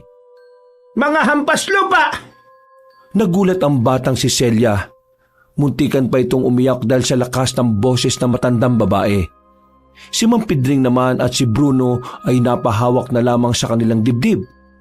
Amparo naman, bakit ka naman sumisigaw? Tignan mo, natakot ang bata sa'yo. Visit talaga ang mga aswang na yan. Namumuro na sa akin ng mga yan Bakit po? May kasalanan din po ba siya sa inyo? Wala naman. Gusto ko lang sabihin na namumuro sila. That's my Lola Amparo. Manahimik ka dyan. Umayos ang pagkakaupo ni Aling Amparo at matalimang tingin na ipinako sa babaeng si Gemma. Sabay tingin din sa bata na halos sumiksik na sa kilikili ng ina. Kung ganun mga engkantada pala kayo mag-ina. Hindi na nakapagtataka dahil napakaganda niyong dalawa. Pedring, itong dalawa ba alam mo na kung paano makakabalik sa kanila? Hindi po kami makakabalik sa amin dahil na rin sa nangyari sa mundo namin. Ikaw ba si Pedring? Hindi po. Amparo, ganun din ang sasabihin ko. Kung ganun wala tayong magagawa. Dito na muna kayo. Ano bang balak mo, Pedring? Ang naiisip ko linangin ang kapangyarihan ni Gemma. Ang bata, di ba engkantada rin ng isang yan? Hindi pa kinakaya na katawan niya kaya hindi pa pwede si Celia. Aling Amparo, narinig ko kay Lolo na may kaalaman ka sa kung papaano binubuhay ang mga natutulog na kapangyarihan. Kaya niyo rin bang gawin yun kay Gemma? Ginagawa ko lang talaga yon sa mga antingero, sa mga tao. Pero hindi ko pa nasusubukan sa mga nilalang na gaya ng babaeng ito. Pero dahil nandito na rin naman siya, pwede ko rin namang aralin. Manang, gagawin ko po ang lahat para sa kabutihan. Basta tulungan niyo lamang ako makontrol ang kapangyarihan na meron ako. Meron akong nalalaman na hindi ko sigurado kung pwede sa'yo. Kaya nga lang, sa ganitong paraan, Maaaring ang kapangyarihan na mabuhay sa iyo ay kapangyarihan ng katawan. Ibig sabihin, ang kalakasan ng katawan mo bilang isang engkantada. Ibig sabihin, magkakaroon siya ng kakaibang lakas? Hindi lakas, kundi bilis at talino. Pero huwag kayong maging kampante. Hindi ko pa sigurado kung gagana ito sa ibang nilalang bukod sa tao. Martin, iabot mo nga sa akin ang libro ko. May kailangan akong basahin. Okay, Lola. I will. Tumigil ka na nga sa kaka-English mo. Masusunod, matandang babae. Umalis ang binatang si Martin at sa pagbabalik nito ay may dala na itong lumang libro. Malapad at parang kasing laki ng magasin. Sinuot na matandang babae ang salamin nito at ilang minutong nagbasa ng libro. Maya-maya lang biglang hinampas ng matanda ang libro ng malakas. Nagulat na naman sila pero sa pagkakataong ito ay hindi na natakot ang batang si Selena. Pwede ba kung may sasabihin ka huwag ka nang manggogolat? Pwede na nating simulan ng pagsasabuhay ng kapangyarihan mo bukas ng gabi, Iha. Gagawin ko ang makakaya ko para mapakinabangan natin ang pagiging engkantada mo. Pedring, kailangan nating maganda sa paparating na kaguluhan. Malapit na nating makaharap ang pinuno ng mga aswang. Si Abong Lako. Abong Lako? Anong klaseng pangalan yan? Nakakatawa ang pangalan niya pero kapag siya ang dumali, nakakatakot. Sinasabing itong si Abong Lako ang may kakayahang makapagritwal sa Panginoon ng mga aswang. Ang tanging kailangan lang nila ay alay. At mukhang itong mag-ina nga ang kasagutan sa problema nila. Pero dahil nandito naman na itong dalawang ito, hindi natin hahayaang mangyari ang bagay na yon. Yan ang gusto ko sa iyo, Amparo Talagang maagas ka. Kung hindi lamang ako naawa sa bata hindi ko ito gagawin. Isa pa, ang babaeng ito ang pag-asa natin. Hindi natin kakayanin si Abong Lako. Dahil katulad ng mga engkantada, malakas din ang pinuno ng mga aswang. Matanong ko lang po, saan niyo po pala nakuha ang mga impormasyon na yan? Bakit? Nagdududa ka ba sa sinasabi ko? Hindi naman po, pero kailangan lang po natin makasiguro. Ang mga impormasyon ninyong narinig nasagap lahat ng aking lola mula sa isang lehitimong mang-iimbestiga na kapwa albularyo. Ang nasabing albularyo kasama ng grupo ng mga albularyo na una nang nakasagupan ng mga aswang sa norte. Kaya't ang mga detalye nakatitiyak na totoo at walang halong kasinungalingan. Salamat naman at nagkaroon ka rin ng silbi. Dahil maayos naman na ang usapan, ihanda mo ng sarili mo bukas, Gemma. Tumungo na lamang ang babaeng si Gemma, pero sa kaloob-looban nito ay naghahari ang kaba. Hindi niya kasi alam kung kakayanin niya ba ang responsibilidad sa oras na mabuhay na ng tuluyan ng kanyang kakayahan. Pero kahit na ganoon, alam ni Gemma na buong-buo ang desisyon niya. Lumipas ang ilang oras. Sumapit na rin ang kinagabihan. Sa halos kalahating araw na pananatili nila roon, masasabi ni Gemma na kahit papaano maayos din namang nakisama ang matandang si Amparo. Sadyang maingay at palasigaw lang talaga. Pero nararamdaman niya ang kabaitan nito sa kanilang mag-ina. Mama, bakit po si Aling Amparo laging sumisigaw? Kasi anak, ganun talaga ang ugali niya. Nakasigaw palagi. Pero hindi naman ibig sabihin na masungit siya o masama siyang tao. Intindihin mo na lang, ganun daw talaga ang tao kapag tumatanda na. Ganun po pala yun. Oo anak, kaya ikaw, matulog ka na sa kwarto na sinasabi ni Kuya Bruno mo. Dito ako sa labas magpapahangin lang ako. Pero mama, natatakot po ako Baka bumalik na naman po ang aswang. Hindi mo kailangan matakot anak, lalo na ngayon. Nadagdagan tayo ng bagong kakampi. Inaplos na lamang ng babae ang ulo ng kanyang anak. Ngumiti na lamang din ang bata at saka naglakad na rin patungo sa silid. Umupo na muna ang babaeng si Gemma sa gilid ng bahay. Dumating si Bruno at tumabito sa kanya.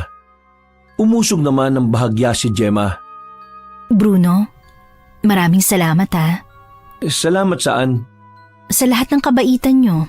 Kung hindi nyo kami tinulungan nung gabing malakas ang ulan, baka ngayon wala na kami. Nakapagpasalamat ka na noon pa. Di mo na kailangan pang ulitin. Sadyang masaya lang ako kasi hindi ko inakala na magagawa nyo kaming tanggapin kahit na hindi naman kami tao ng anak ko. Siguro kung sa iba namin sinabi ang tungkol sa katauhan namin, baka sinaktan nila kami, pinagsamantalahan o kaya ginawang alipin.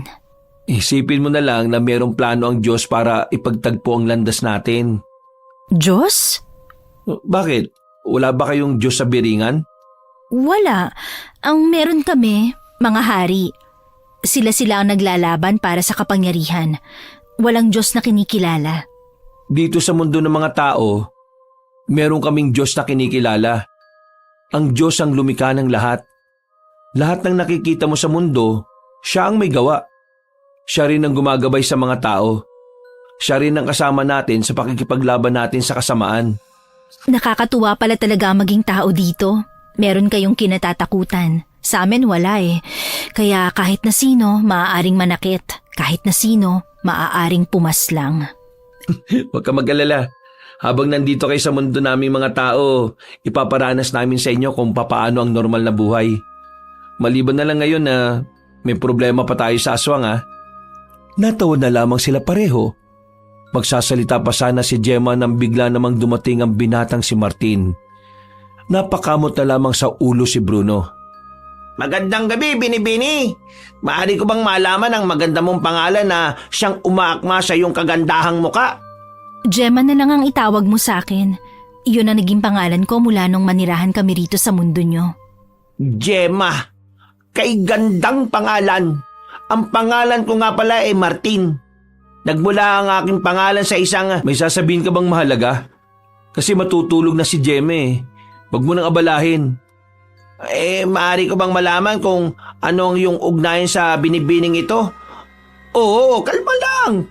Para naman tong sumbong kita sa lola ko. Bigwasan kita dyan eh. Kala mo nakakalimutan ko na yung ginawa mo sa akin nung nakaraan ha. Hindi tayo close ha. Pero pinagmukha mo kung hindi nakakaintindi ng English sa harapan ng mga babae. Isang buwan na ang nakalipas ha. Di pa rin ba nakaka-move on? Move onin mo mukha mo. Sige na Gemma, pumasok ka na sa loob. Kapag ginulo ka pa ng mokong na ito, isumbong mo kay Aling Amparo ha. Pasensya ka na Martina, pero kailangan ko na kasing magpahinga. Di mo kailangan humingi ng paumanhin, Binibini. Oo, tama na. Dami mo pang satsat eh. Natatawa na lamang na pumasok ng bahay ang babaeng si Gemma. Natulog na lamang siya katabi ng anak. Kinabukasan ay maaga silang nagising. Hindi dahil sa tilaok ng mga manok. Hindi rin dahil ginising sila dahil kailangan na nilang mag-almusal. Nagising sila sa iyakan ng mga tao sa labas. Mga sigawan, mga nagwawalang damdamin. Nang makabangon ang babaeng si Gemma, agad siyang sumilip sa labas. Sa katapat nilang bakuran, kumpulan ng mga tao. At ang ibang mga nag-iiyakan ay nasa bakuran nila Aling Amparo. Nagmamakaawa ang isang ali kay Aling Amparo na parabang meron itong hinihinging pabor. Hindi ako Diyos para ibalik ang buhay ng asawa mong namatay. Oo nga't isa akong mahusay na albularyo sa baryong ito. Pero isa lang din akong tao. Kaya huwag kang lumuhod sa akin para gawan ko ng paraan ng problema mo. Kitang-kita mo ng kasagutan eh. Hindi na mabubuhay ang asawa mo kahit na umiyak ka pa ng dugo. Lola, magdaan-daan ka naman sa sinasabi mo. Namatayan yung tao eh. Wow tumino ka rin magsalita ah. Magdahan-dahan? Anong gusto mong sabihin ko sa umiiyak na ito? Na may pag-asa pang mabuhay ang asawa niya kahit lasog-lasog na ang katawan? Na pwede pang bumangon ang asawa niya kahit na hindi na ito gumagalaw at tumihinga? Ang problema sa mga tao rito, inaasa niyong lahat ng bagay sa kagaya kung kagaya niyo rin namang tao. Amparo, ano bang magagawa natin para maibsan naman lang ang damdamin ng babaeng yan? Kawawa naman, no? Wala. Hindi natin mapapagaan ang kalooban niya dahil ang makakapagpagaan lamang ng kalooban niya ay mabuhay ulit ang asawa niya. Ang dapat natin gawin ngayon, hanapin ang aswang na pumaslang sa lalaking yon. Akala ni Gemma nung umagang yon ay normal na pagkamatay lang ang nangyari sa asawa ng babae. Pero agad na dumaloy ang kaba sa kanyang sistema nang marinig na sangkot dito ang aswang. Bruno, ano ba nangyari? Totoo bang aswang ang pumatay sa lalaking yon na nakatakip ng dahon ng saging? Oo, pinaslang ng aswang yung asawa niya. Yung lalaking yon, baguhang manunugis lang din. Dinali sila ng aswang sa gubat ng norte. Sa kanilang magkakasama, siya ang minalas eh. Nagpatuloy pa rin sa pag-iyak ang asawa ng biktima. Pero kahit na anong gawing iyak noon ay wala nang maibabalik na buhay. Naiirita lang ang matandang si Amparo. Maya-maya pa, pinalabas na rin ang kanilang bakuran ng babaeng yun. Nag-usap ang dalawang matanda. Pagdating naman ng tanghali, may mga dumating na iba pang albularyo. Dito na nalaman ni Gemma na si Aling Amparo pala ay isa rin pala sa mga pinuno ng mga albularyo sa baryong yon. Nang sumapit naman ang hapon, natahimik na rin ang buong paligid. Tila namayani ang mga anghel sa mga sandaling yon. Tulala lamang ang dalawang matanda sa labas habang malalim ang iniisip. Sa kabila ng mga nangyari nung umaga, hindi mapipigil ang paglilinang na gagawin nila ni Aling Amparo. Nang kumagat na rin ng dilim, magkakasama silang nagtungo sa kagubatan. Kahit na may nakaambang panganib sa kanila, ay hindi yun naging hadlang para simulan ang pagsasabuhay ng kapangyarihan ni Gemma. Lola, it is weird that... Hoy, magtagalog ka! Wala ka na nga makain, English ka pa ng English! Hindi ba parang hindi tama na dito natin isasagawa ang paglilinang? Samantalang, batid naman natin na ang mga kampo ng kadiliman maaaring sumalaki sa mga sandaling ito. Kalikasan ng pinakamagandang kaagapay sa pagsasabuhay ng kapangyarihan. Kayo na ang bahala sa paligid kung may darating na kalaban. Lumapit na si Gemma sa matandang Amparo. Habang ang tatlong lalaki naman ay nagbabantay lamang sa paligid. Naglatag ng itim na tela ang matandang babae. Si Gemma naman ay umupo sa gitna ng telang yon. Ano pong gagawin niyo? Kailangan natin makipag-ugnayan sa ibang elemento na narito. Matutulungan nila tayo para buhayin ang kapangyarihan mo. Ang totoo niyan, sa mga antingero ko lang ito ginagawa. Nalalagay sa panganib ang mga buhay nila dahil dito. Pero ikaw, tingin ko wala tayong magiging problema sakaling gumana. Dahil isa ka rin namang elementong nilalang na naging engkantada. Kaya mo silang kausapin. Ang gagawin ko lang dito, susubukan kong buksan ng dimensyon kung saan doon mo sila makakausap. Kailangan mong makipag-ugnayan sa kanila. Ang tanong ngayon, handa ka na ba? Handa na po ako. Gawin niyo na po ang lahat. Ikaw ang gagawa ng lahat. Ikaw ang makikipag-ugnayan sa kanila at hindi ako. Ako lang ang magiging tulay.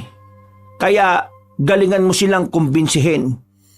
Ipinikit na ni Gemma ang kanyang mga mata. Naramdaman na lamang ng babae ang kamay ni Aling Amparo na nasa ulo niya. Narinig na lamang niya na nagsasalita na ito ng kung ano-ano. Mga salitang hindi niya naman maintindihan. Halos kalahating oras din yung ginawa ng matandang babae. Iba't ibang ritual na ang ginagawa nito. Dumudugo na rin ang ilong ni Aling Amparo. Pero hindi pa rin ito tumitigil.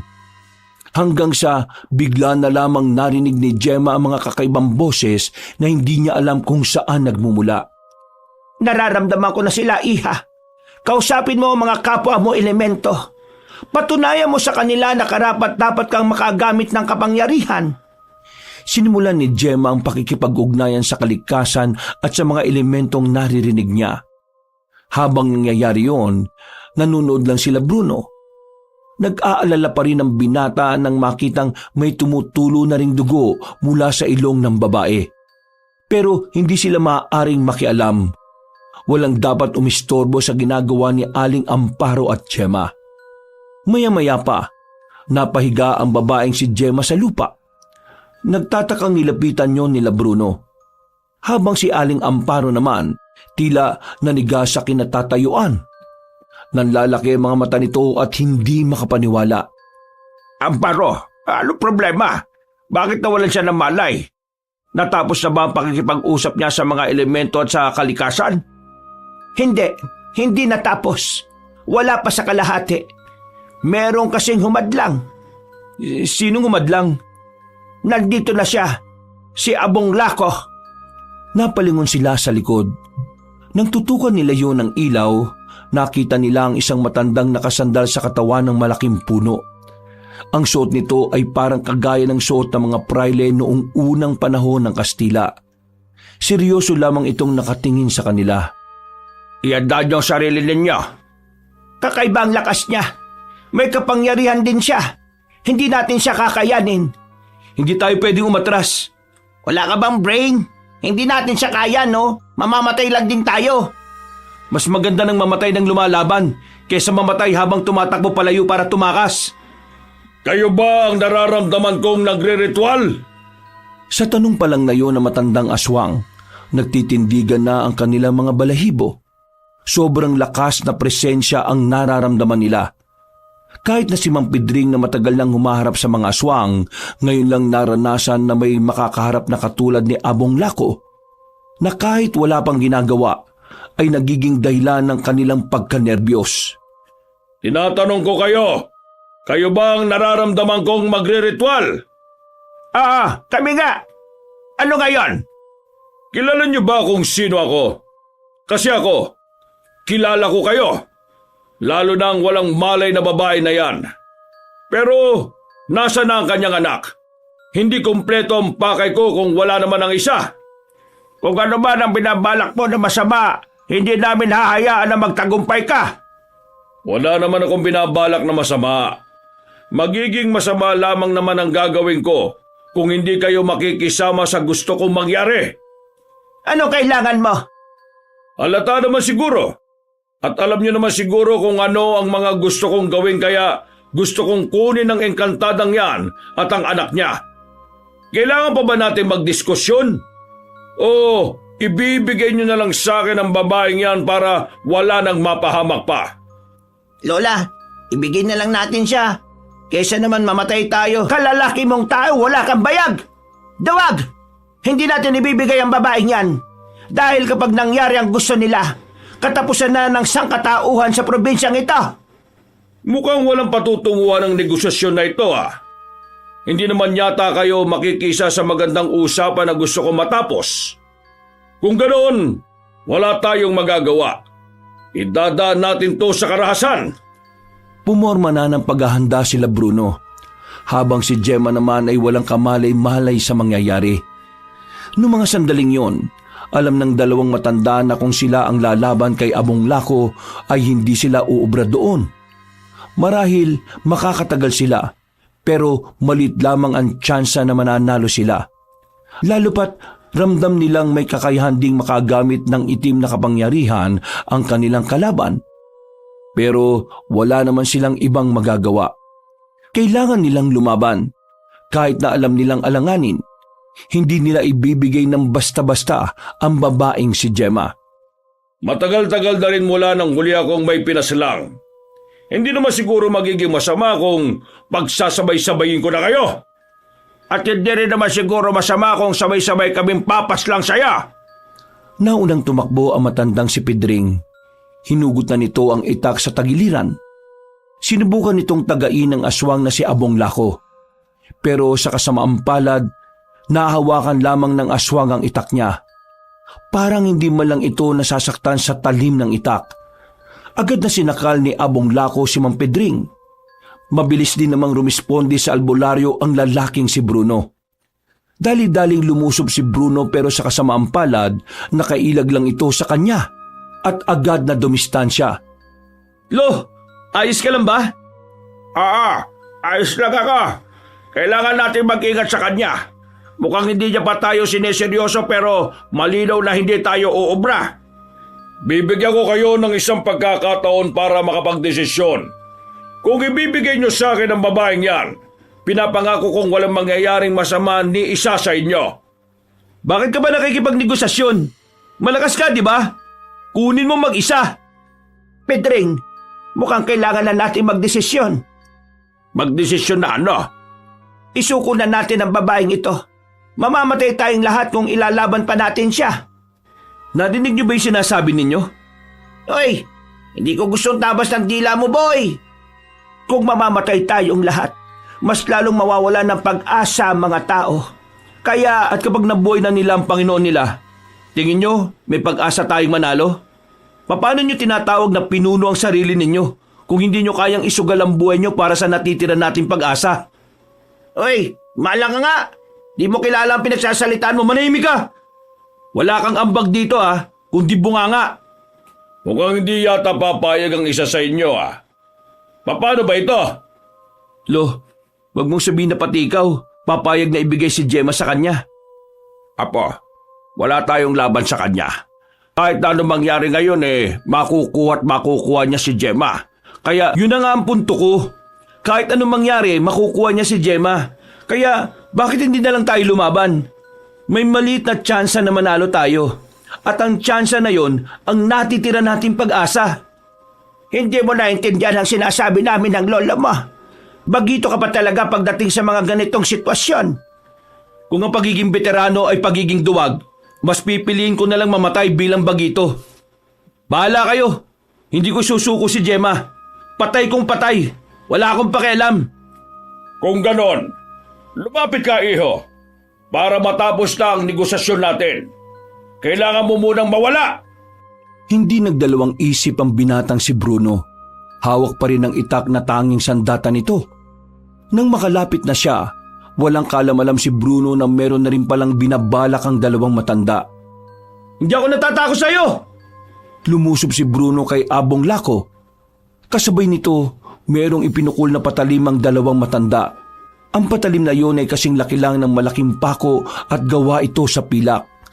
Dahil sa bilis ng pangyayari, hindi yun inaasahan ng aswang. Tumama ang dalawang patalim na yon sa leeg nito. Agad na dumistansya ang aswang na si Abong Lako. Tumuntong ito sa itaas ng puno. Takbo na, Bruno! Sinunod na lamang ng binata ang sinabi ng matandang lalaki. Si Martin naman ay agad na ring binuhat ang babaeng si Gemma. Sinamantala nila ang pagkakataon na pansamantalang naging paralisado ang kalahating katawan ni Abong Lako. Nagmamadali silang makaalis ng kagubatan at dahil hindi sila pwedeng bumalik ng baryo sa takot na baka madamay ang mga tao, naghanap na lamang sila ng ibang lugar na kanilang mapagtataguan. Isang abandonadong sementeryo ang kanilang narating. Merong maliit na simbahan at doon sila pumasok. Mukhang natakasan na natin siya. Hindi tayo pwedeng makampante. Malakas ang pakiramdam ng isang yon. Ipahid niyo ang langis na ito sa katawan niyo para hindi niya tayo maamoy. Mukhang kailangan ko nang gamitin ang anting-anting ko Pero Lo, kaya pa ba ng katawan ninyo? Kailangan kong kayanin. Kailangan ko ang kapangyarihan ng anting-anting ngayon para tuluyang mawala ang presensya natin sa pakiramdam niya. Inilabas na matandang lalaki ang kwintas kung saan nakasabit doon ang anting-anting. Hinawakan ni Mang Pedring ang palawit at saka pumikit. Biglang nagkaroon ng kaunting liwanag ang madilim na simbahan na yon. Maya-maya lamang, naramdaman na rin nila ang kagaanan ng kanilang kalooban. Anong nangyayari sa pakiramdam ko? Gumagana na ang anting-anting. Hindi na tayo mararamdaman ni Abong Lako. Huwag na lang tayong gagawa ng kahit na anong ingay, Bumuntong hininga si Bruno. Nasa bisig niya si Gemma sa mga sandaling yon matapos itong agawin kay Martin. Makalipas ang halos 5 minuto, naririnig na nila ang kaluskos sa paligid. Mga paa na tumatapak sa mga tuyong dahon. Ginawa nila ang lahat ng kanilang makakaya, wag lang sila makagawa ng ingay na maaring maging mitya ng kanilang buhay. Maya-maya lang ay nakita na rin nilang umalis na si Abong Lako. Para silang nabunutan ng tinik sa lalamunan. Buong akala kasi nila ay tuluyan na silang papanaw sa gabing yon. Pasensya na sa mga nasabi ko kanina. Gusto ko lang talagang protektahan si Gemma Anong akala mo sa amin ng lola mo? Duwag? Kanina pa kami senyas ng senyas na sumakay ka na lang. Pero hindi ka rin talaga makatunog Kakaiba ang utak meron ka. Buti na lang, gumana pa rin ang plano namin ni Pedring. Ibig sabihin, hindi nyo talaga balak na isuko si Gemma? Isa ka pang inutil ka Bruno, Apo. Wala kaming balak ni Amparo na sumuko. Matatanda na kami. Wala na kaming takot mamatay. Kung kinakailangan na magbuwis ng buhay para sa tungkulin, gagawin namin yon. Kaya sa susunod naman, tingin-tingin ka rin sa senyas. Masyado kang emosyonal Oo na, kaya nga humihingi na nga ako ng paumanhin sa inyo Ay sige, tama na yan. Ang isipin na lang natin ay kung papaano ang susunod nating gagawin. Hindi na namin may tutuloy ang ginawa namin ng babaeng ito. Napakadelikado. Ano mang magawa nating ritual, nararamdaman ng lokong yon. Dumito na muna tayo. Hindi tayo pwedeng lumabas dito. Dito lang gumagana ang kapangyarihan ng anting-anting. Lo, paano si Celia? Hindi tayo makakasiguro na nasa maayos lang siyang kalagayan. Hindi natin alam kung kaya siyang protektahan nila Aling Irma. Kailangan ko siyang kunin doon. Masyadong delikado ang naiisip mo, Bruno. Kapag umalis ka ng simbahan na ito, malaki ang tsansa na maramdaman ka niya. At kapag naramdaman ka ni Abong Lako, alam mo na kung ano ang kasunod nun. Tandaan mo, hindi siya pangkaraniwang aswang. May kapangyarihan din siyang ginagamit. Habang ikaw, pangkaraniwang tao ka lang, di wala kang ang anting-anting. Bruno, tama si Amparo. Mapapahama ka lang. Bakit hindi na lang tayo magtiwala kina Irma? Magagaling din naman silang albularyo. Madiskarte sila.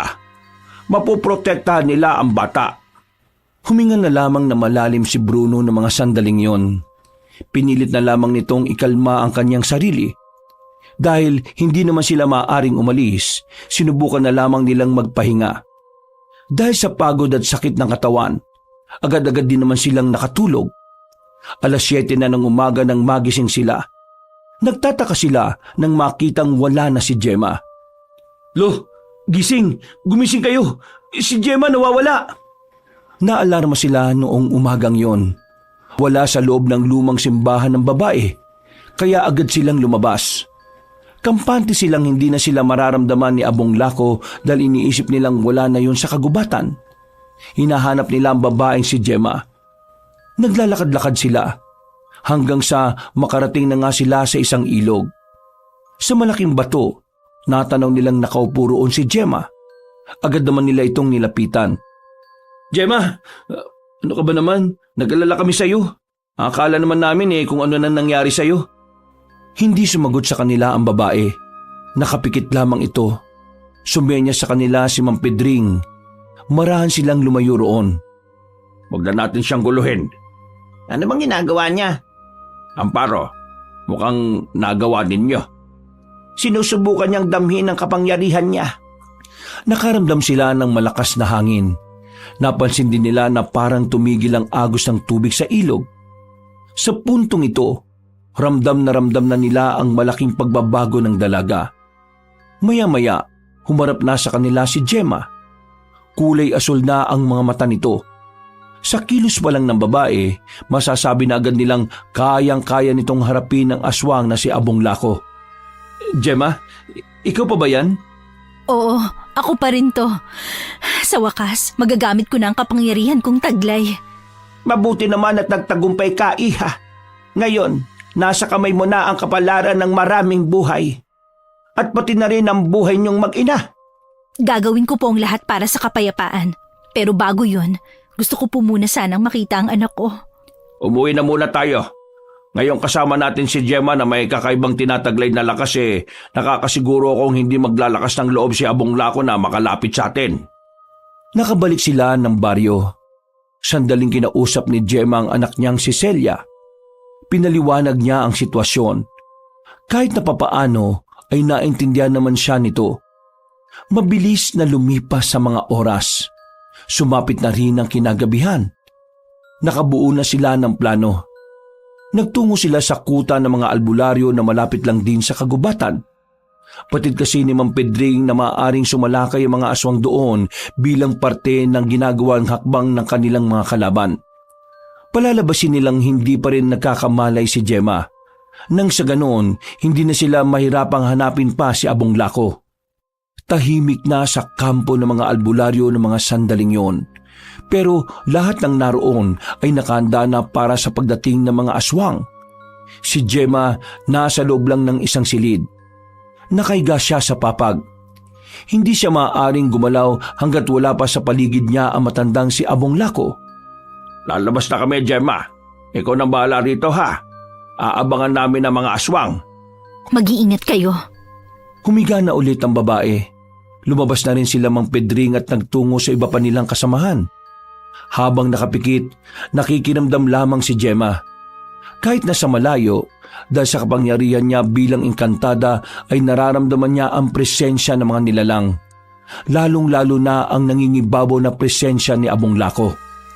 Hindi nagtagal, tumunog na rin ang malaking bell sa kampo. Isang hudyat na ang labanan ay magsisimula na rin. Kagaya ng napag-usapan, hindi gumagalaw si Gemma. Hanggang sa maramdaman na nga niyang pumasok na sa silid na yon si Abong Lako. Tingnan mo nga naman. Habang nagkakagulo ang mga inutil sa labas, malaya ko makukuha ang kailangan ko. Pero wala pa rin yung anak. Hayaan ko na yon. Ang malaga, ito, mas malakas ang... Sinaksak agad ni Gemma ang matandang lalaki sa dibdib. Hindi pa nakontento si Gemma. Sinakal niya yon at saka binalibag palabas ng bahay. Pinagana niya kagad ang kanyang kapangyarihan, na kung saan ay tripling kalakasan ng kanyang nararamdaman. Paulit-ulit niyang itinarak ang kutsilyo sa dibdib na matandang aswang. Pero nabigo siyang mapatay yun. Sa dami kasing tinamong saksak ng matanda, nagawa pa rin itong makabangon. Tumalon-talon na matandang lalaki palayo sa baryo. Sinundan naman ito agad ni Gemma hanggang sa silang dalawa na lamang ang magkaharap. Magaling ang ginawa niyong plano. Pero hindi ako namamatay sa simpleng saksak lang. Kaya pasensya ka na. Hindi mo makukuha agad ang tagumpay. Ha? Tapusin na natin to, aswang! Unang umatake ang babae. Nakailag naman ang matandang aswang. Nakapagbago na rin ito ng anyo. Nagliliwanag ang mga mata nito. Nagkaroon din ito ng buntot na merong patalim sa dulo.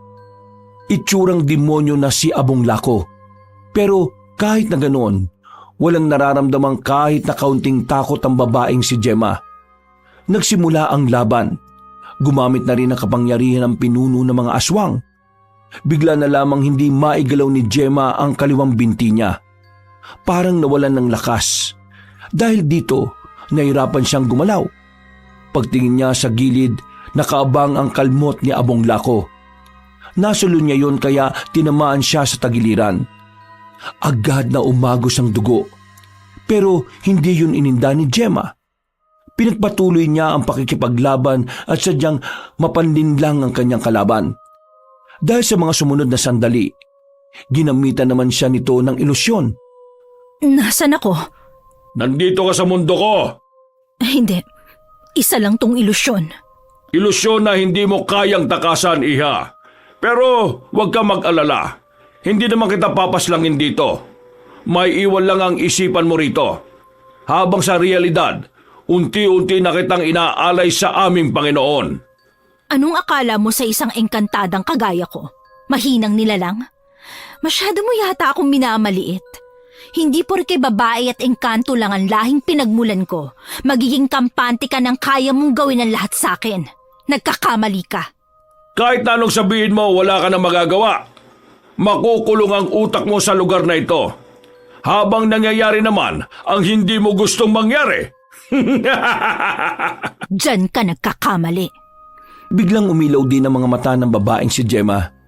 Pagkatapos nito, unti-unting nabura ang ilusyon na ginawa ni Abong Lako. Nanlalaki ang mga mata ng matandang aswang. Hindi ito makapaniwala na ang pinakamataas na level ng ilusyon ay nagawang wasakin ng babae ng walang kahirap-hirap. Ha? Paanong? Ikaw ang nilinlang ko. Naniwala ka sa paniniwalang hindi ko kayang makawala sa kagagawan mo. Pero mali ka! Mali ka! Talagang sinusubukan mo kung engkantada ka, ha? Lumusob ang matandang aswang sa engkantada. Pero sa mga sandaling ito ay kitang-kita na ang agwat ng dalawa. Ngayon na siguro na ni Gemma na ang mga kapangyarihan na ginamit ni Abong Lako ay kaya niyang tapatan. Nakakasiguro na rin siyang kaya na rin niya itong talunin. Wala ka ng ibang kayang gawin. Wala ka ng kapangyarihan na maaaring makatalo sa akin. Kaya ihanda mo na ang sarili mo. Dahil sa pagkakataong ito, ako naman ang aatake sa'yo. Pagbabayarin ko kayo sa...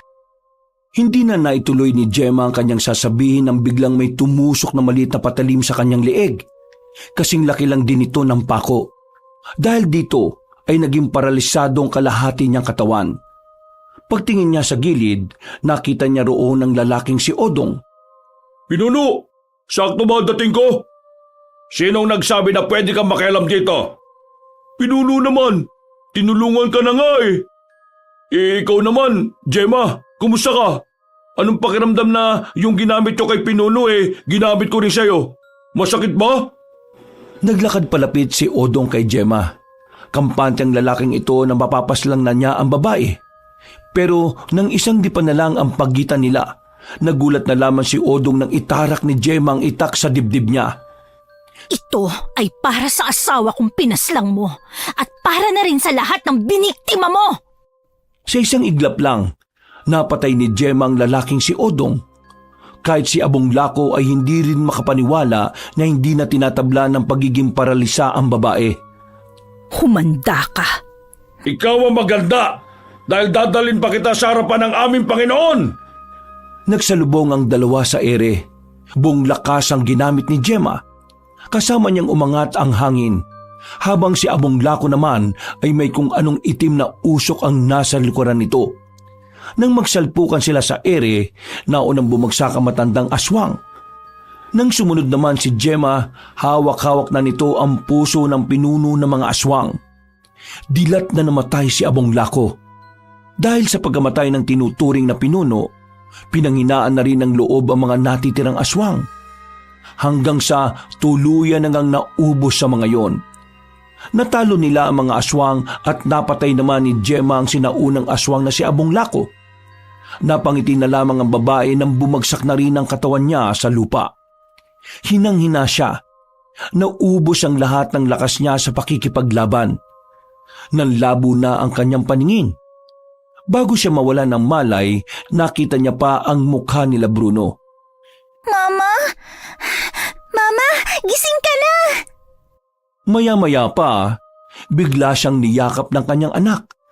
Tuwang-tuwa ang bata. Napangiti na lang din siya dahil mukha agad ni Celia ang kanyang nakita.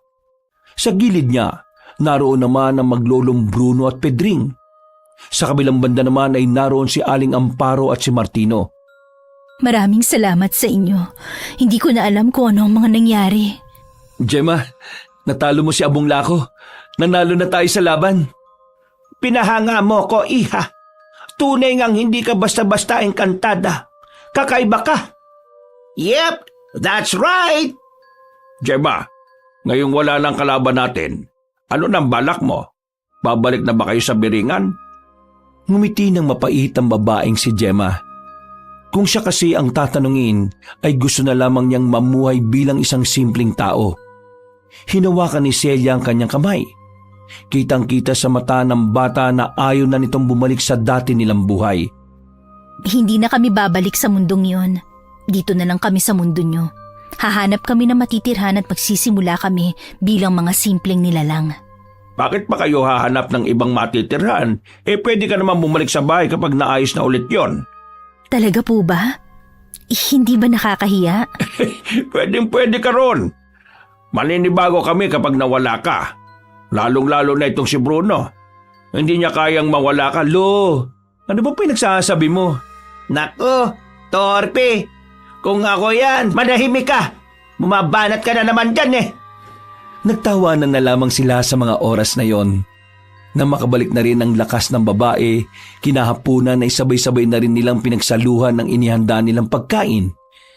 Mula noon, naging parte na ng pamilya si Gemma at Celia. Kahit na hindi sila mga tao, itinuring silang normal ng maglolo. Kalaunan, nagkamabutihan si Gemma at Bruno. Hindi nagtagal, tuluyan na ngang naging magkasintahan ng dalawa. Sa pagpasok niya sa bagong kabanata ng kanilang buhay, masayang haharapin niyo ni Gemma. Dahil kasama niya sa paglalakbay ang mga taong nagparamdam sa kanila na maaari pa rin silang mamuhay na gaya ng isang normal na tao. Wakas. Sa maulan na gabi, dalawang